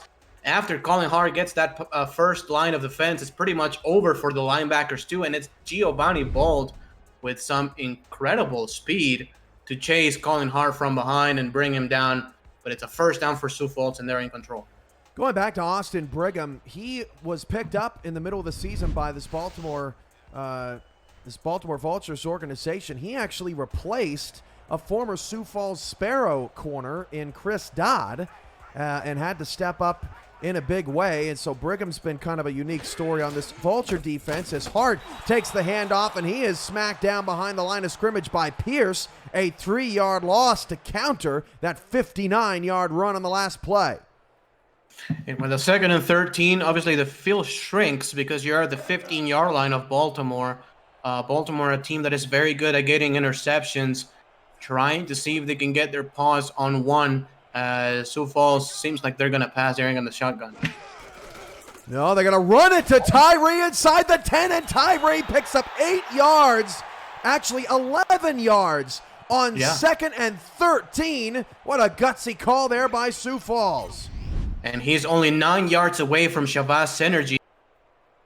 Great job of picking his lane as the center pushes the nose tackle, and Julian Tyree had 11 yards to show for it. 3rd and 2 as they will go now under center. 3rd down and 2 at the 5, 8:58 to go in the third quarter. Fast start for Sioux Falls here in the second half. Hand off to Hart. Hart has a first down, but not a touchdown, thanks to Alvin Mack's big hit. And a shout out to Allison Wegman, who won Beat the Crowd during halftime. Bob Funk is your leader at the break. And 1st and goal here, the ball at the 2. Colin Hart has to be a little bit exhausted, Cam. Let's see if they go with Jalen Wells instead. He has fresher legs right now than number 22. 2 in the backfield with Tyree. Everybody in the box. Tyree tried to sneak, and he gets put in the dirt. Nate Brown again. That'll officially go down as just a regular tackle, but Brown continues to make his impact on Tyree today. Yeah, and it's going to be a 2nd and goal. Baltimore trying to do a goal line stand. Look at the near side, Cam. If they throw it to Colin Hart, they could have some space here. 2nd and goal. They're going to run it to him, and he's getting stopped by Brigham for a 3-yard loss in the backfield. Tucker Lewis was also there to clean it up. A 3rd and goal coming up, and this is where champions are built, right here inside the 5. Yes, indeed. It's going to be a 3rd and goal at the 5. Colin Hart still in the game, and he looks very tired right now. Look at all those players in the box for Baltimore. 9 players right there. Lewis at the top of the screen, one-on-one. They're going to run it to Wells, and he gets smacked. The numbers not on the side of Sioux Falls and Baltimore wins the staring contest. Frank Smith with tackle number 4, and Baltimore will hold Sioux Falls to 3. So going back at the end of the first half, and now this possession, 2 drives in Baltimore territory result in just 3 points. Yeah, and Sioux Falls has to feel a little bit discouraged by this because they had a touchdown in, and Giovanni Bolt saved it at the end for the Vultures. Still 3 points there in this game, and the important thing is to get some points to get closer, but this could be something that Sioux Falls may be looking back and seeing, saying 4 points worth of difference in this game. 17-13, Baltimore still with the lead. Community, it was close, 53%. Thought Sioux Falls would win the ball game. Baltimore getting a lot of respect with that 47% number, 3.5-point dog, but they're up by 4 right now, and that over/under holding pretty steady and accurate. Bolt on the return past the 24-yard line. Both teams have done a nice job on special teams, and this is where Wigmore will start his second half. 26 first half passes. Yeah, they've really been good, and I would like to see again go to T-Roy Gaines just a little bit more because they have the lead and they are basically in control of this one. So just keep it on the ground. It seems like they're going to pass on an empty set though here. First down to the 24. Wigmore fires a short slant on his knees. Daly Holder, what a grab, but they mark him short of the first down. 46 yards on 4 grabs for Holder. He has been electric today. Yeah, very surprised actually he was ruled shy of the first down. I thought he was right on the line and should have been a first, but 2nd and inches, Baltimore has their whole playbook to their disposal. 2 backs and 2 receivers. That's T-Roy Gaines in the backfield. 43 yards on 9 carries. This is carry number 10. Gaines has a first down and gets skinny to get to the 38. These 2 owners, rather, as a shout out to Shaquille O'Neal with Birdmen. Tim Johnston, 92 and 53 all time as a SFL owner. Jason McGee is 83 and 51. And the Vultures and Sparrows series is tied at 2 all time. Of course, they met back in week 10. Gaines falls over to make the catch. He's going to lose 1 yard. But back to these 2 team owners, Ramos. Those are impressive records and a lot of history.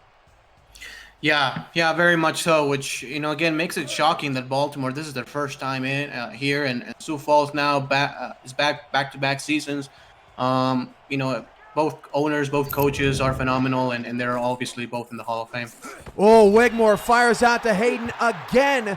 Ringgold almost jumped that route. It'll bring up a 3rd down and 10. Baltimore's 2 for 5 today. Sioux Falls' defense is now tightening up.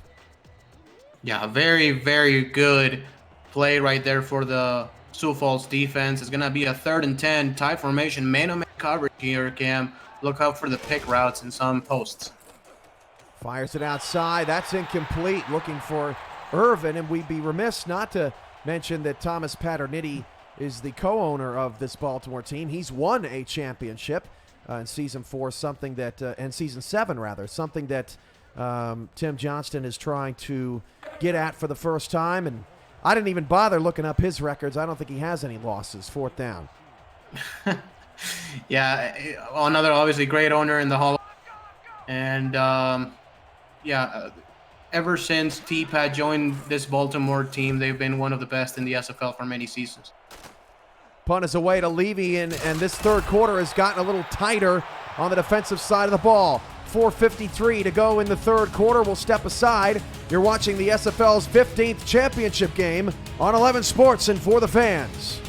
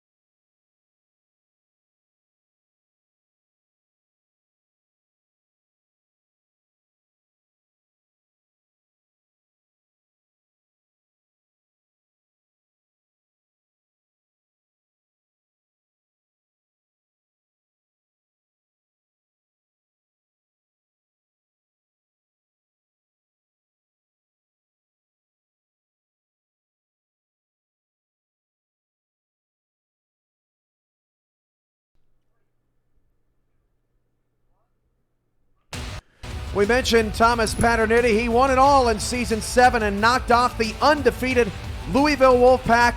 Ramos, you said that this was one of the the best coached games you've ever seen. Yes, for sure. Louisville was... they only lost 5 games in their whole history. They were a phenomenal team, and on the road, they just ran the ball right at them, and they were able to get a couple of very big, explosive plays. And Minneapolis, against all odds that season, won their second championship. Komakaleka, Davius Reed, Mac Wavy Jr. on that squad. Maulers won 2 titles in 4 seasons. And the undefeated Louisville Wolfpack go down, and they never won a title. And all of that talent. Minneapolis is also the only team in SFL history to lose to their championship opponent in the regular season and then beat them in the championship game. Colin Hart picks up 2. That's what Baltimore is trying to do today. They lost to Sioux Falls in Week 10, and they're trying to beat them today. And so far, so good with a 4-point lead. Obviously, Sioux Falls in control of this game right now. In control of the ball right now. But this defense, again, has only allowed 6 points to the Sparrows. The touchdown that they have wasn't a pick 6, if you're just joining us. So the Vultures have been able to bend but not break. Colin Hart breaking the defense. Hart, one man to beat, and he can't beat him. Another touchdown-saving tackle. Brilliant work by Alvin Mack, who's up to 10 tackles in the game. Wow, what an unbelievable block here by I think it was the other tight end. I was unable to catch a number. Excuse me for that, but great job by Colin Hart. Another touchdown-saving tackle by the Baltimore defense. And Sioux Falls now again in scoring position. This is field goal range already for Falk. 1st and 10 at the 34. 2 backs and 2 receivers. Hand off to Hart. Hart cutting right. Great blocks on the outside. Picks up 5 to the Vulture 29. Mack is there again on the stop with Himes. Yes, and again, that's a good 5-yard gain here for Sioux Falls with the whole playbook at their disposal again. They can run it again with Colin Hart. They can do a play action. They can even sneak it here with Julian Tyree again and try to get the first down.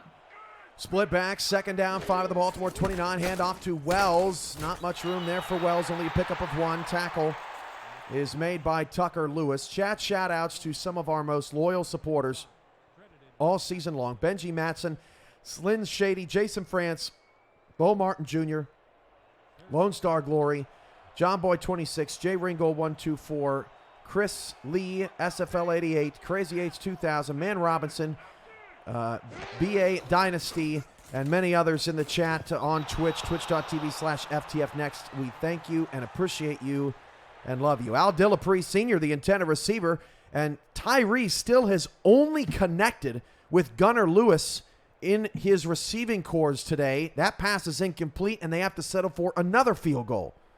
Yeah, this is a great effort by the Baltimore defense, as Noah Terrazas, Dillapre Sr., and Warren have 0 catches so far on 7 targets. So just huge effort here by the Baltimore Vultures, and Sioux Falls is going to pull within 1 if they can kick a field goal, and they have to feel pretty good about it, because if they can get those receivers involved, the offense can be very explosive here in the second half. And it's good. A little bit trouble with the snap, but Sioux Falls has now cut this deficit to 1. Remember, the Sparrows led 10-7 after the pick 6. They have not led since, and they creep ever closer. It's now a 1-point game. Don't go away. 3:07 to go in the 3rd. Who gets their first title, Baltimore or Sioux Falls? We find out coming up on FTF and 11 Sports.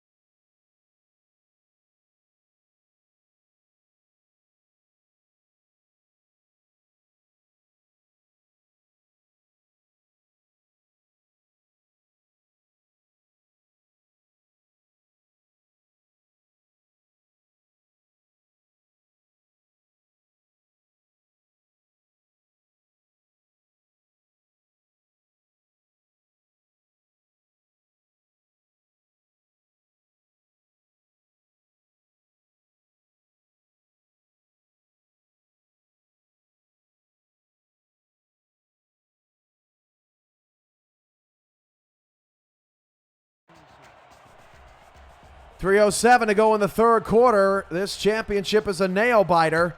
Art Vandelay, Tom Rahman, Ramos Lynn, Cameron Irvine here with you as Bolt will take a knee in the end zone. Well, Skinny G, 517 in the chat says, "Hey, Cam, where can I get one of those team's championship jerseys?" Well, Sector 6 is the official apparel provider of the Simulation Football League, and championship shirts will be available for the winning team following the game. Get your name on the back of your team's or your fan favorite team's jersey as well if you go the replica jersey route and visit team stores and libraries for purchase options through sector6apparel.com or through our website at simulationfl.net. Just hit the shop button. Just hit the T-Roy button if you're Baltimore. The bleed some clock picks up 7. Ringgold with his 8th tackle. Yeah, Jay Ringgold has, again, been all over the thing. That Sioux Falls win. He may be the MVP of the championship game now with 2 interceptions and 8 tackles. T-Roy Gaines tries to spin it to the inside. Instead of going to the outside and try to get yardage there, he tried to spin on the corner and didn't work. Hart, by the way, up to 128 yards on 14 carries, and he now has 6 straight games with 30-plus yard run. Gaines has 50 yards on 11 carries, but a long of just 8. 2nd down and 3. We're due for a big one from him. He takes a stretch play left side, and this time he's dropped behind the line. That's James Kelly again. And my takeaway here is James Kelly and Jay Ringgold are just owning this Baltimore offense right now.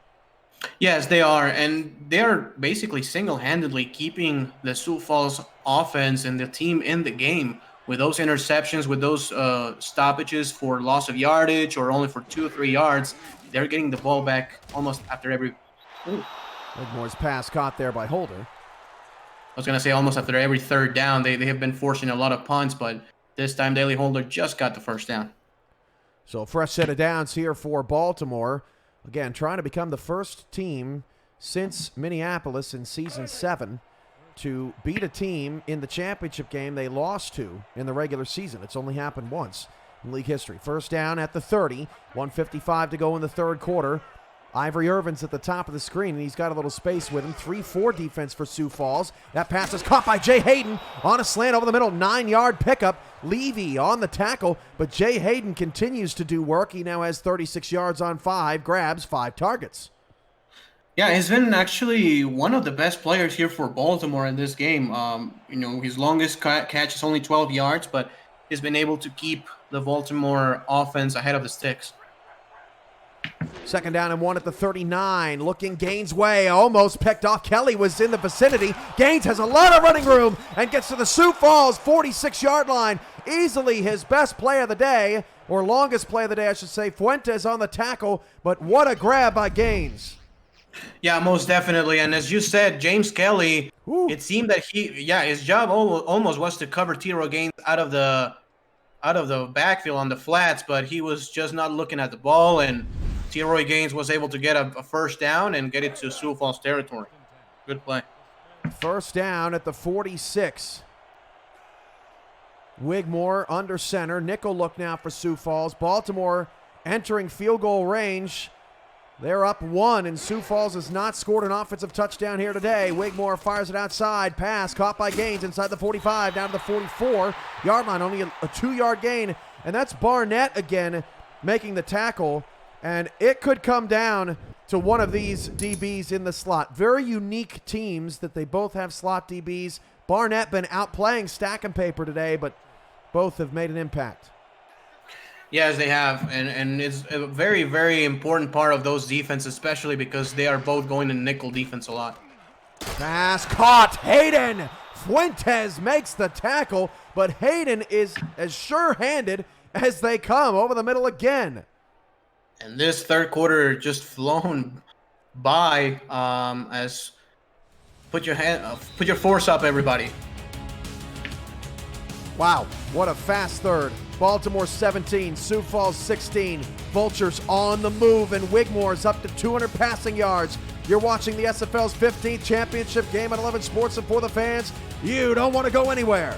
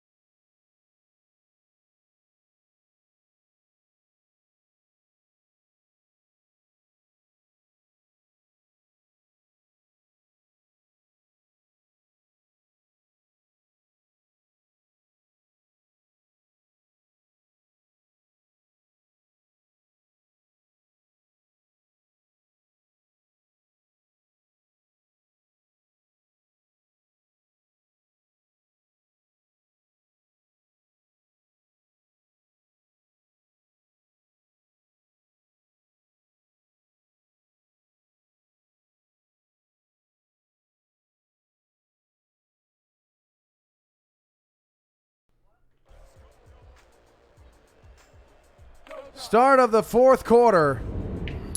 Here from Sioux Falls, Ramos Lynn, Cameron Irvine, your commentary crew today. Baltimore trying to make this possibly up to an 8-point game with a touchdown and an extra point. That would be huge. Sioux Falls offense has been struggling a bit, scoring touchdowns. Gaines picks up 6 on a nice little trap play. Levy on the tackle. We haven't really seen that much out of Baltimore today.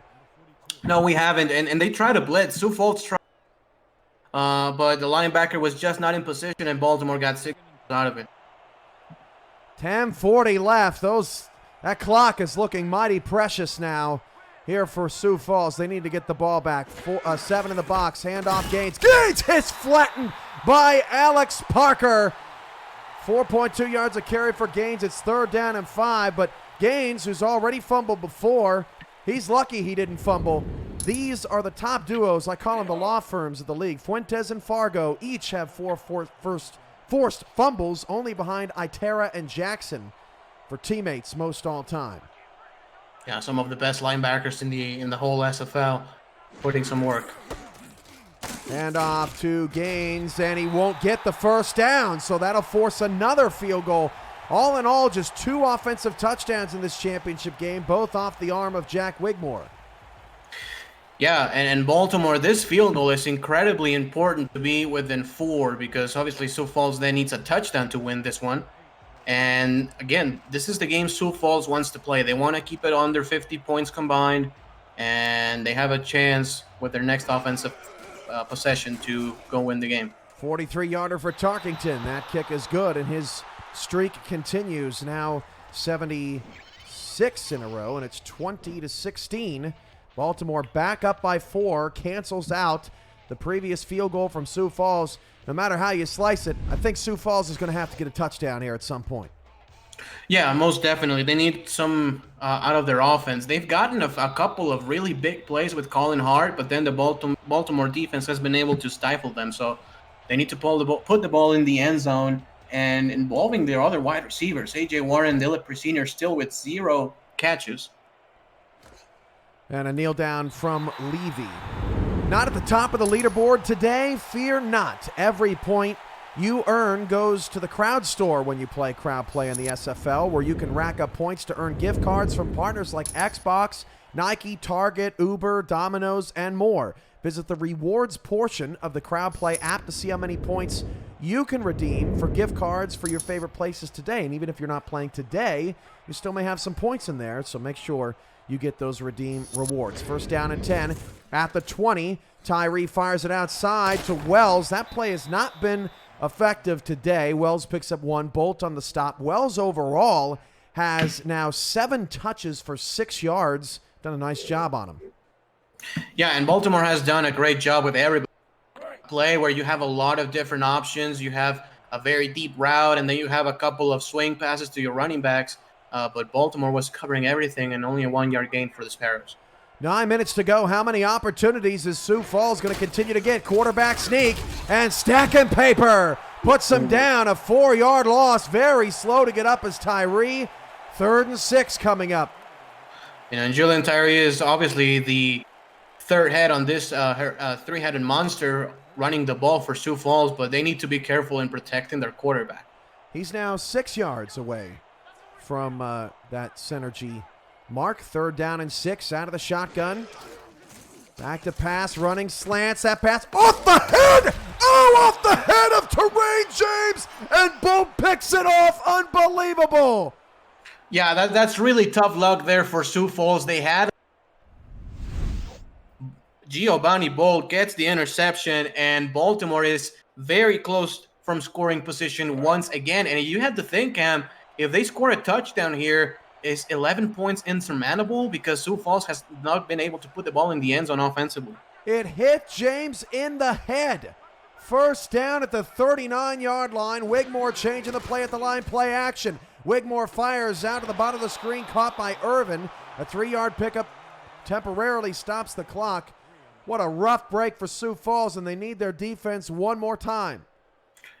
Yeah, the defense needs to come up with another big sack or an interception or something like that, because even a field goal obviously still keeps you in the game, 7 points. But judging by how Sioux Falls has struggled offensively, they need to get a turnover here.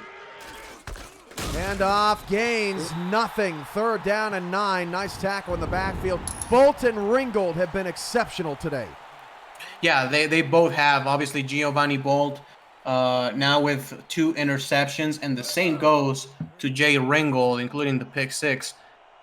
2 of the very best defensive backs in the SFL, and Bolt on his way to be, a serious candidate for Defensive Player of the Year. A pair of safeties with picks today and 4 pick 6s for their career, and that ball is knocked away by Ringgold, and Baltimore will have to punt the football. What a stop. A 3-and-out from Sioux Falls off the interception. Yeah, and this is something that is incredible here for Sioux Falls. The ball is at the 39-yard line to start, and Baltimore will not even get a field goal out of that.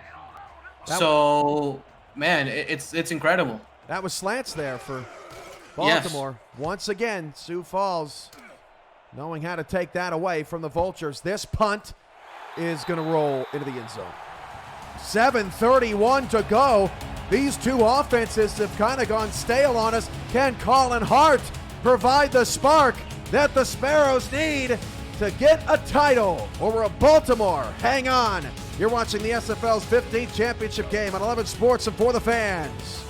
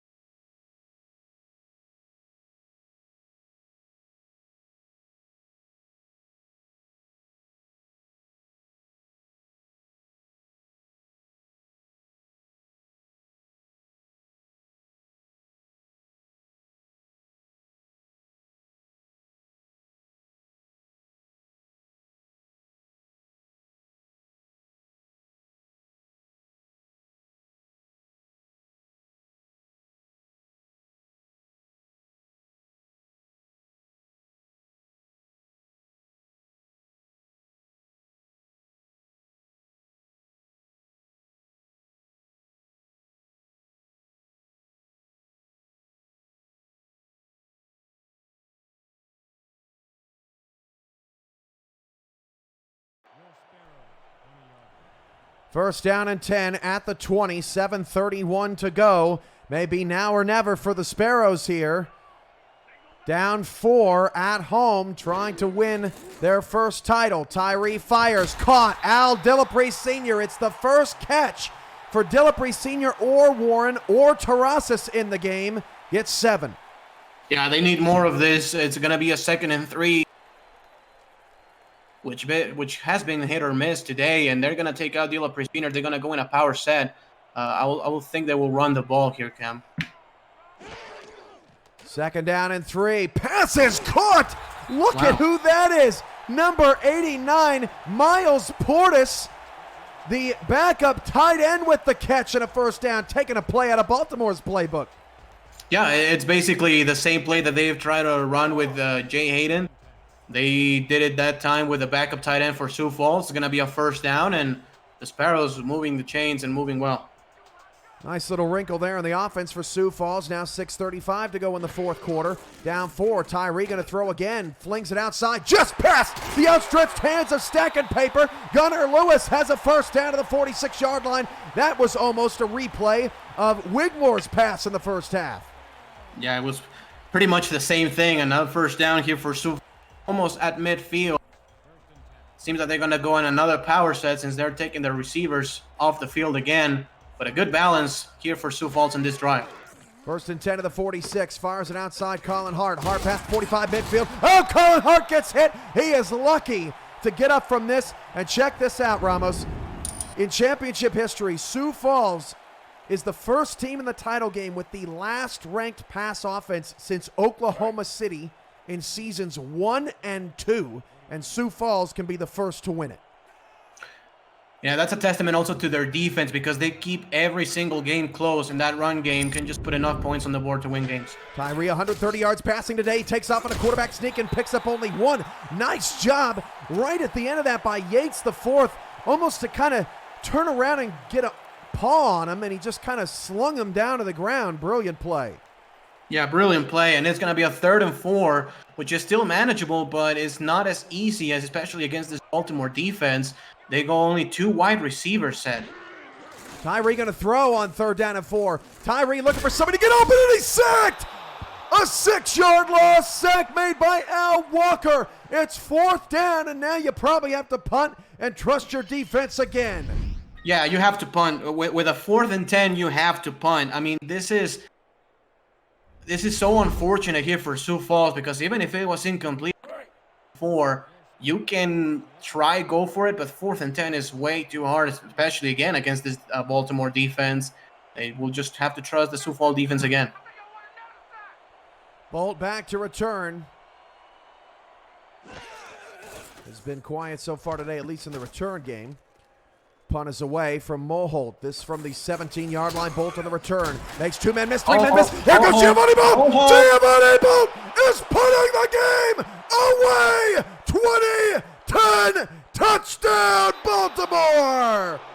That's your MVP. That's your MVP. Giovanni Bolt with a score is going to be an 11-point win here for Baltimore in case their defense can make the proper stops. And just off the grasp of number 24, Jay Ringgold. And it's basically, I mean, we've mentioned, if Sioux Falls happens to win this game, it could be probably Ringgold, the MVP, but Giovanni Bolt with 2 interceptions and a punt return for a touchdown. I will give that trophy to number 41 if the Vultures win. Flashbacks to Comakaleka. We just watched the highlight. T-Pat's last championship game, season 7. Got a return. Flip the momentum. Now Sioux Falls, who doesn't have an offensive touchdown today, is probably going to need 2 in the next 4 minutes and 20 seconds. The Baltimore Vultures trying to win the championship as a 4 seed. Wow, on the road. What a play from Bolt. It's not over yet. Plenty of time.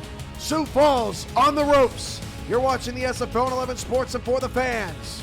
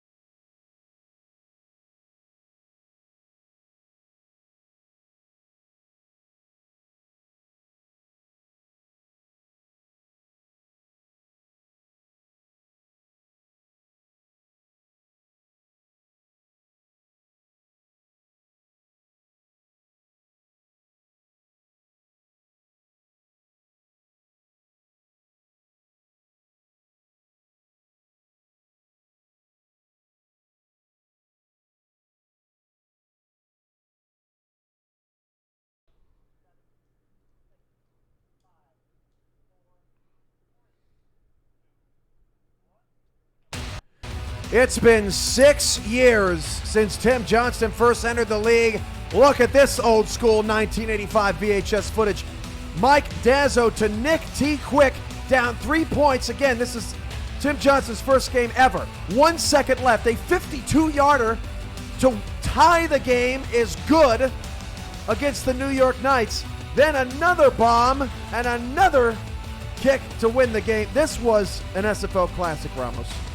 Yeah, it was, and it was also my first game as a player. I was a safety here with the Baltimore Crabs, and we won it on a field goal in overtime. And we're gonna see these teams back again in the division, Cam. We're gonna see the Baltimore Vultures. We're gonna see the Queen City Corsairs. We're gonna see the DC Dragons, the London Knights in the same division. Is gonna be exciting. And just let me correct myself. In the previous punt return, I said 11-point win. I meant 11-point lead. I apologize for that. Not counting out Sioux Falls just yet. And Levy can't get a return because Baltimore's got the win. Yeah, no, that's huge, because even though AJ Levy has a full danger in every return he gets, so that's crucial. T-Pat is all over me today. Who was coaching in that game? He is looking for some love today. I don't blame him. He's about to get another championship. It'll be his third, unless Sioux Falls can make a comeback here. 4:18 to go in the fourth quarter. Tyree's pass is incomplete. Bolt saves the day again. Coming over late, looking for the Delapre Sr. Man, that was very close from being almost the game now for the Baltimore Vultures.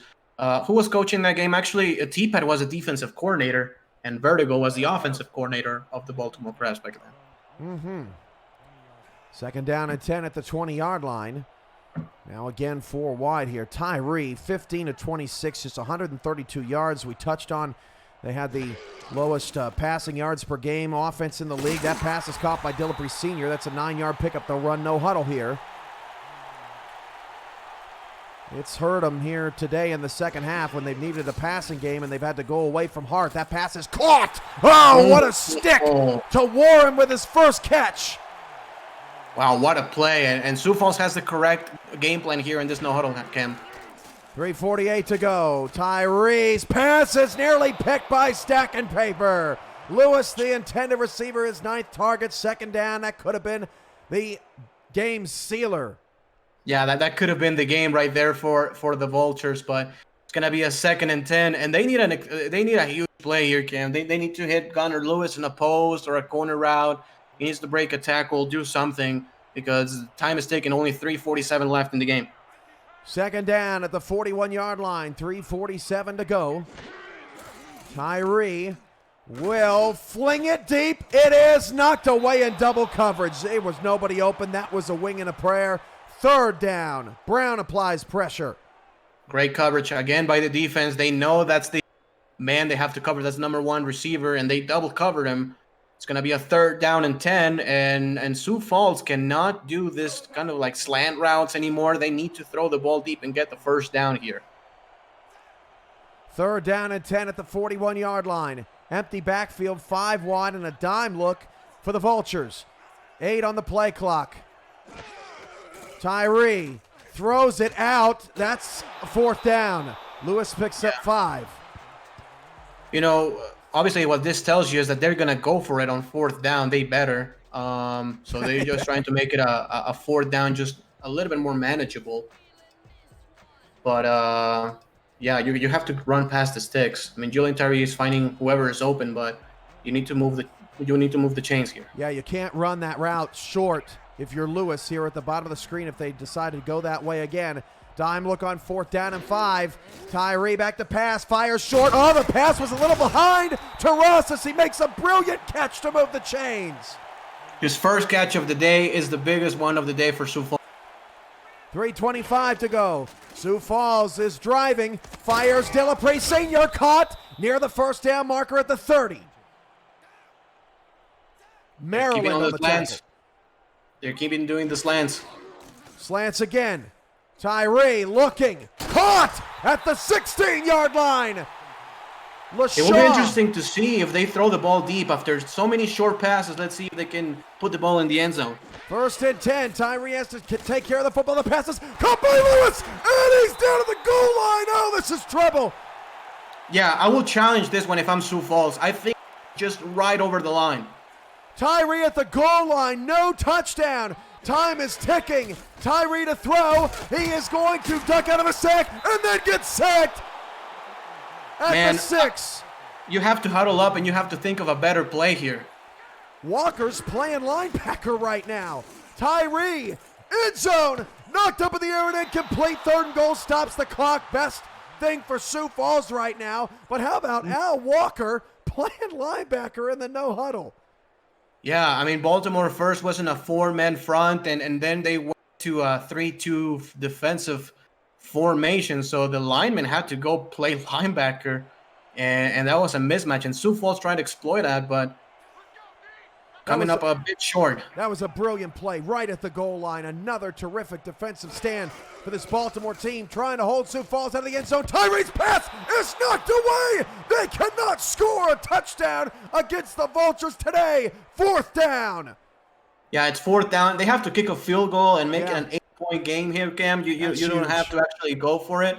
But, man, it's so important now. Sioux Falls may want to kick an onside right after this, even though they have 3 timeouts left. You have to. So, yeah, let's see how the onside goes, but they first have to kick this field goal. Baltimore's been so efficient, but again, they were on the goal line. This could be a 3-point game with 2:22 to go, but instead it's probably an 8-point game as Falk's field goal is up and good from 22 yards. Another red zone field goal for Sioux Falls.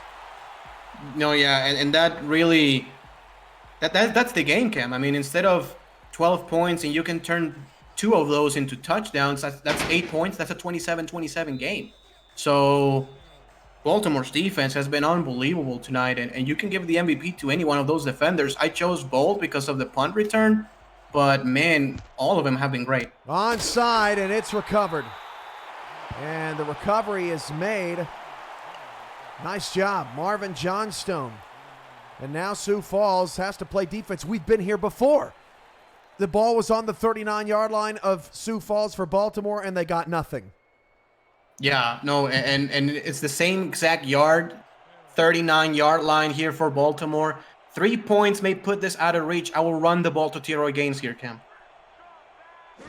They're going to throw. Hayden is covered. Oh, it's almost picked again. My God. I can't believe Ringgold has not gotten a paw on that. That was such a dangerous throw, but the clock continues to move thanks to another brilliant catch from Jay Hayden, his 7th on the day, and it takes us to the 2-minute warning. Sioux Falls looking for one more stand and one more chance to get a touchdown. You're watching the SFL Season 15 Championship game on 11 Sports and for the fans.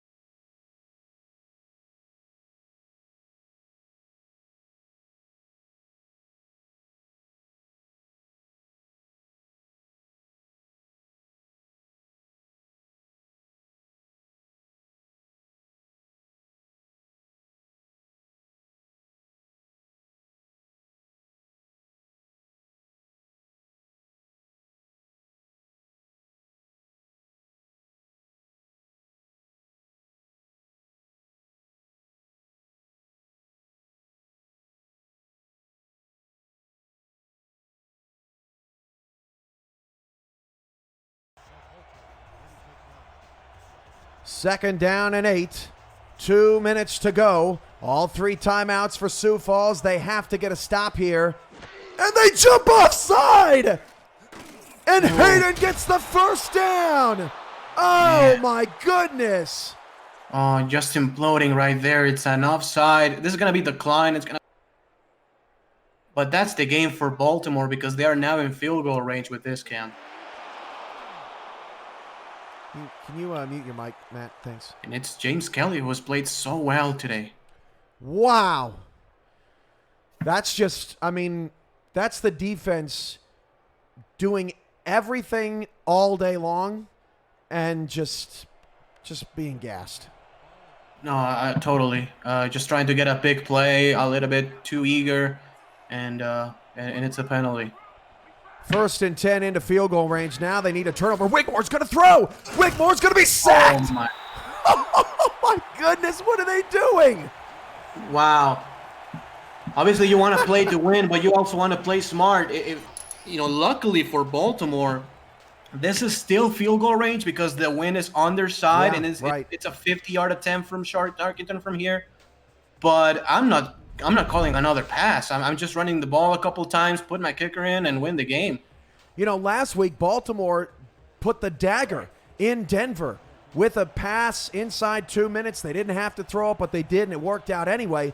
If he takes another sack, this could be a problem for the Vultures here as they try to stick a knife in the Sparrows. Handoff, Gaines, and Gaines is crushed right at the line of scrimmage. I think that was Fuentes. Another timeout. Yeah, great play by Fuentes right there. Sioux Falls goal. 3rd and 14. You have to run the ball up the middle here. You have to force Sioux Falls to call their last timeout, and you cannot risk a sack or risk an interception.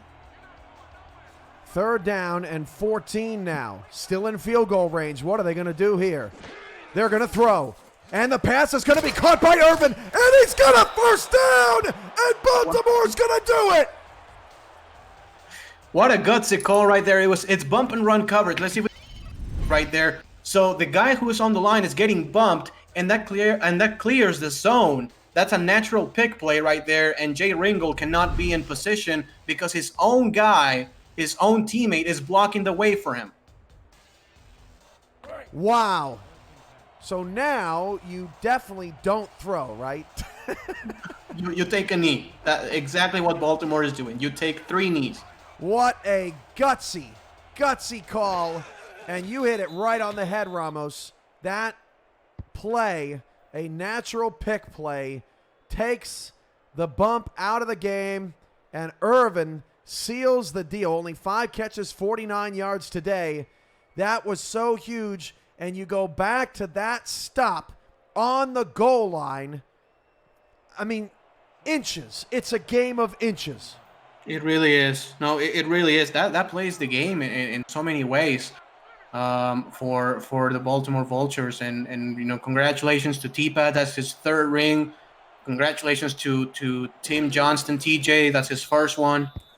Jack Whitmore, T-Roy Gaines, Daley Holder, who was as an owner, he played in the championship game in season 3. His first 2 in 15 seasons.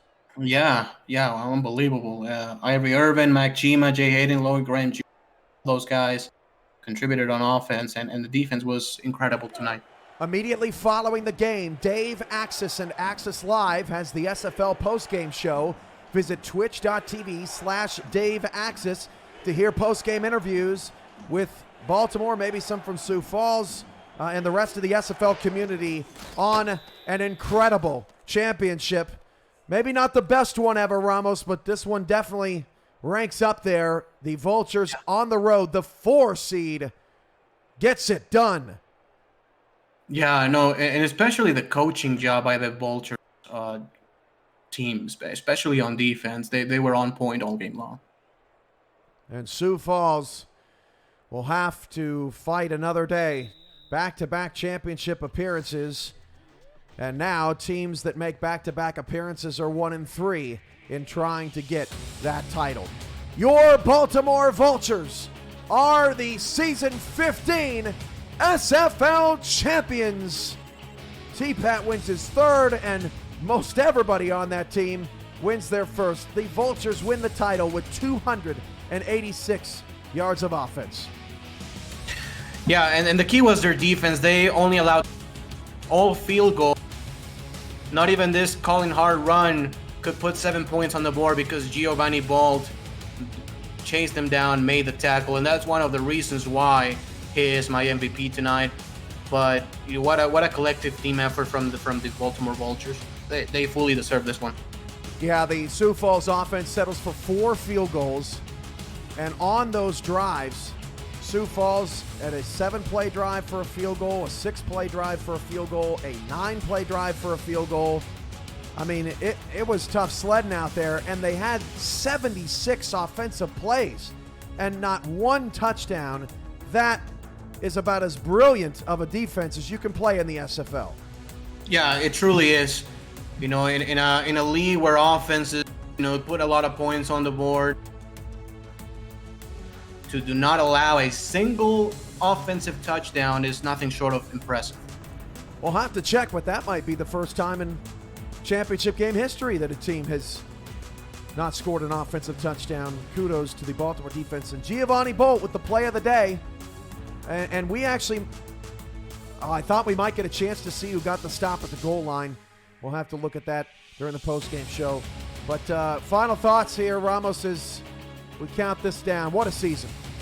What a season, and what a game here for the Baltimore Vultures. There it Giovanni is. Bolt. Yeah. Wow. No, he fully deserves it. It was an unbelievable game by him. And congratulations to D-Pat, congratulations to DJ, and the rest of the Baltimore Vultures staff. The Baltimore Vultures are your Season 15 SFL champions. Final score, Baltimore 27, Sioux Falls 19 for Art Vandelay, Tom Rahman on stats, and Ramos Lynn, my analyst. Rich Branchard started the season with us. We miss you, and what a season in Season 15. Again, your final, Baltimore 27, Sioux Falls 19. I'm Cameron Irvine. This has been a presentation of the Simulation Football League. Have a great night, everybody. Thank you, everybody.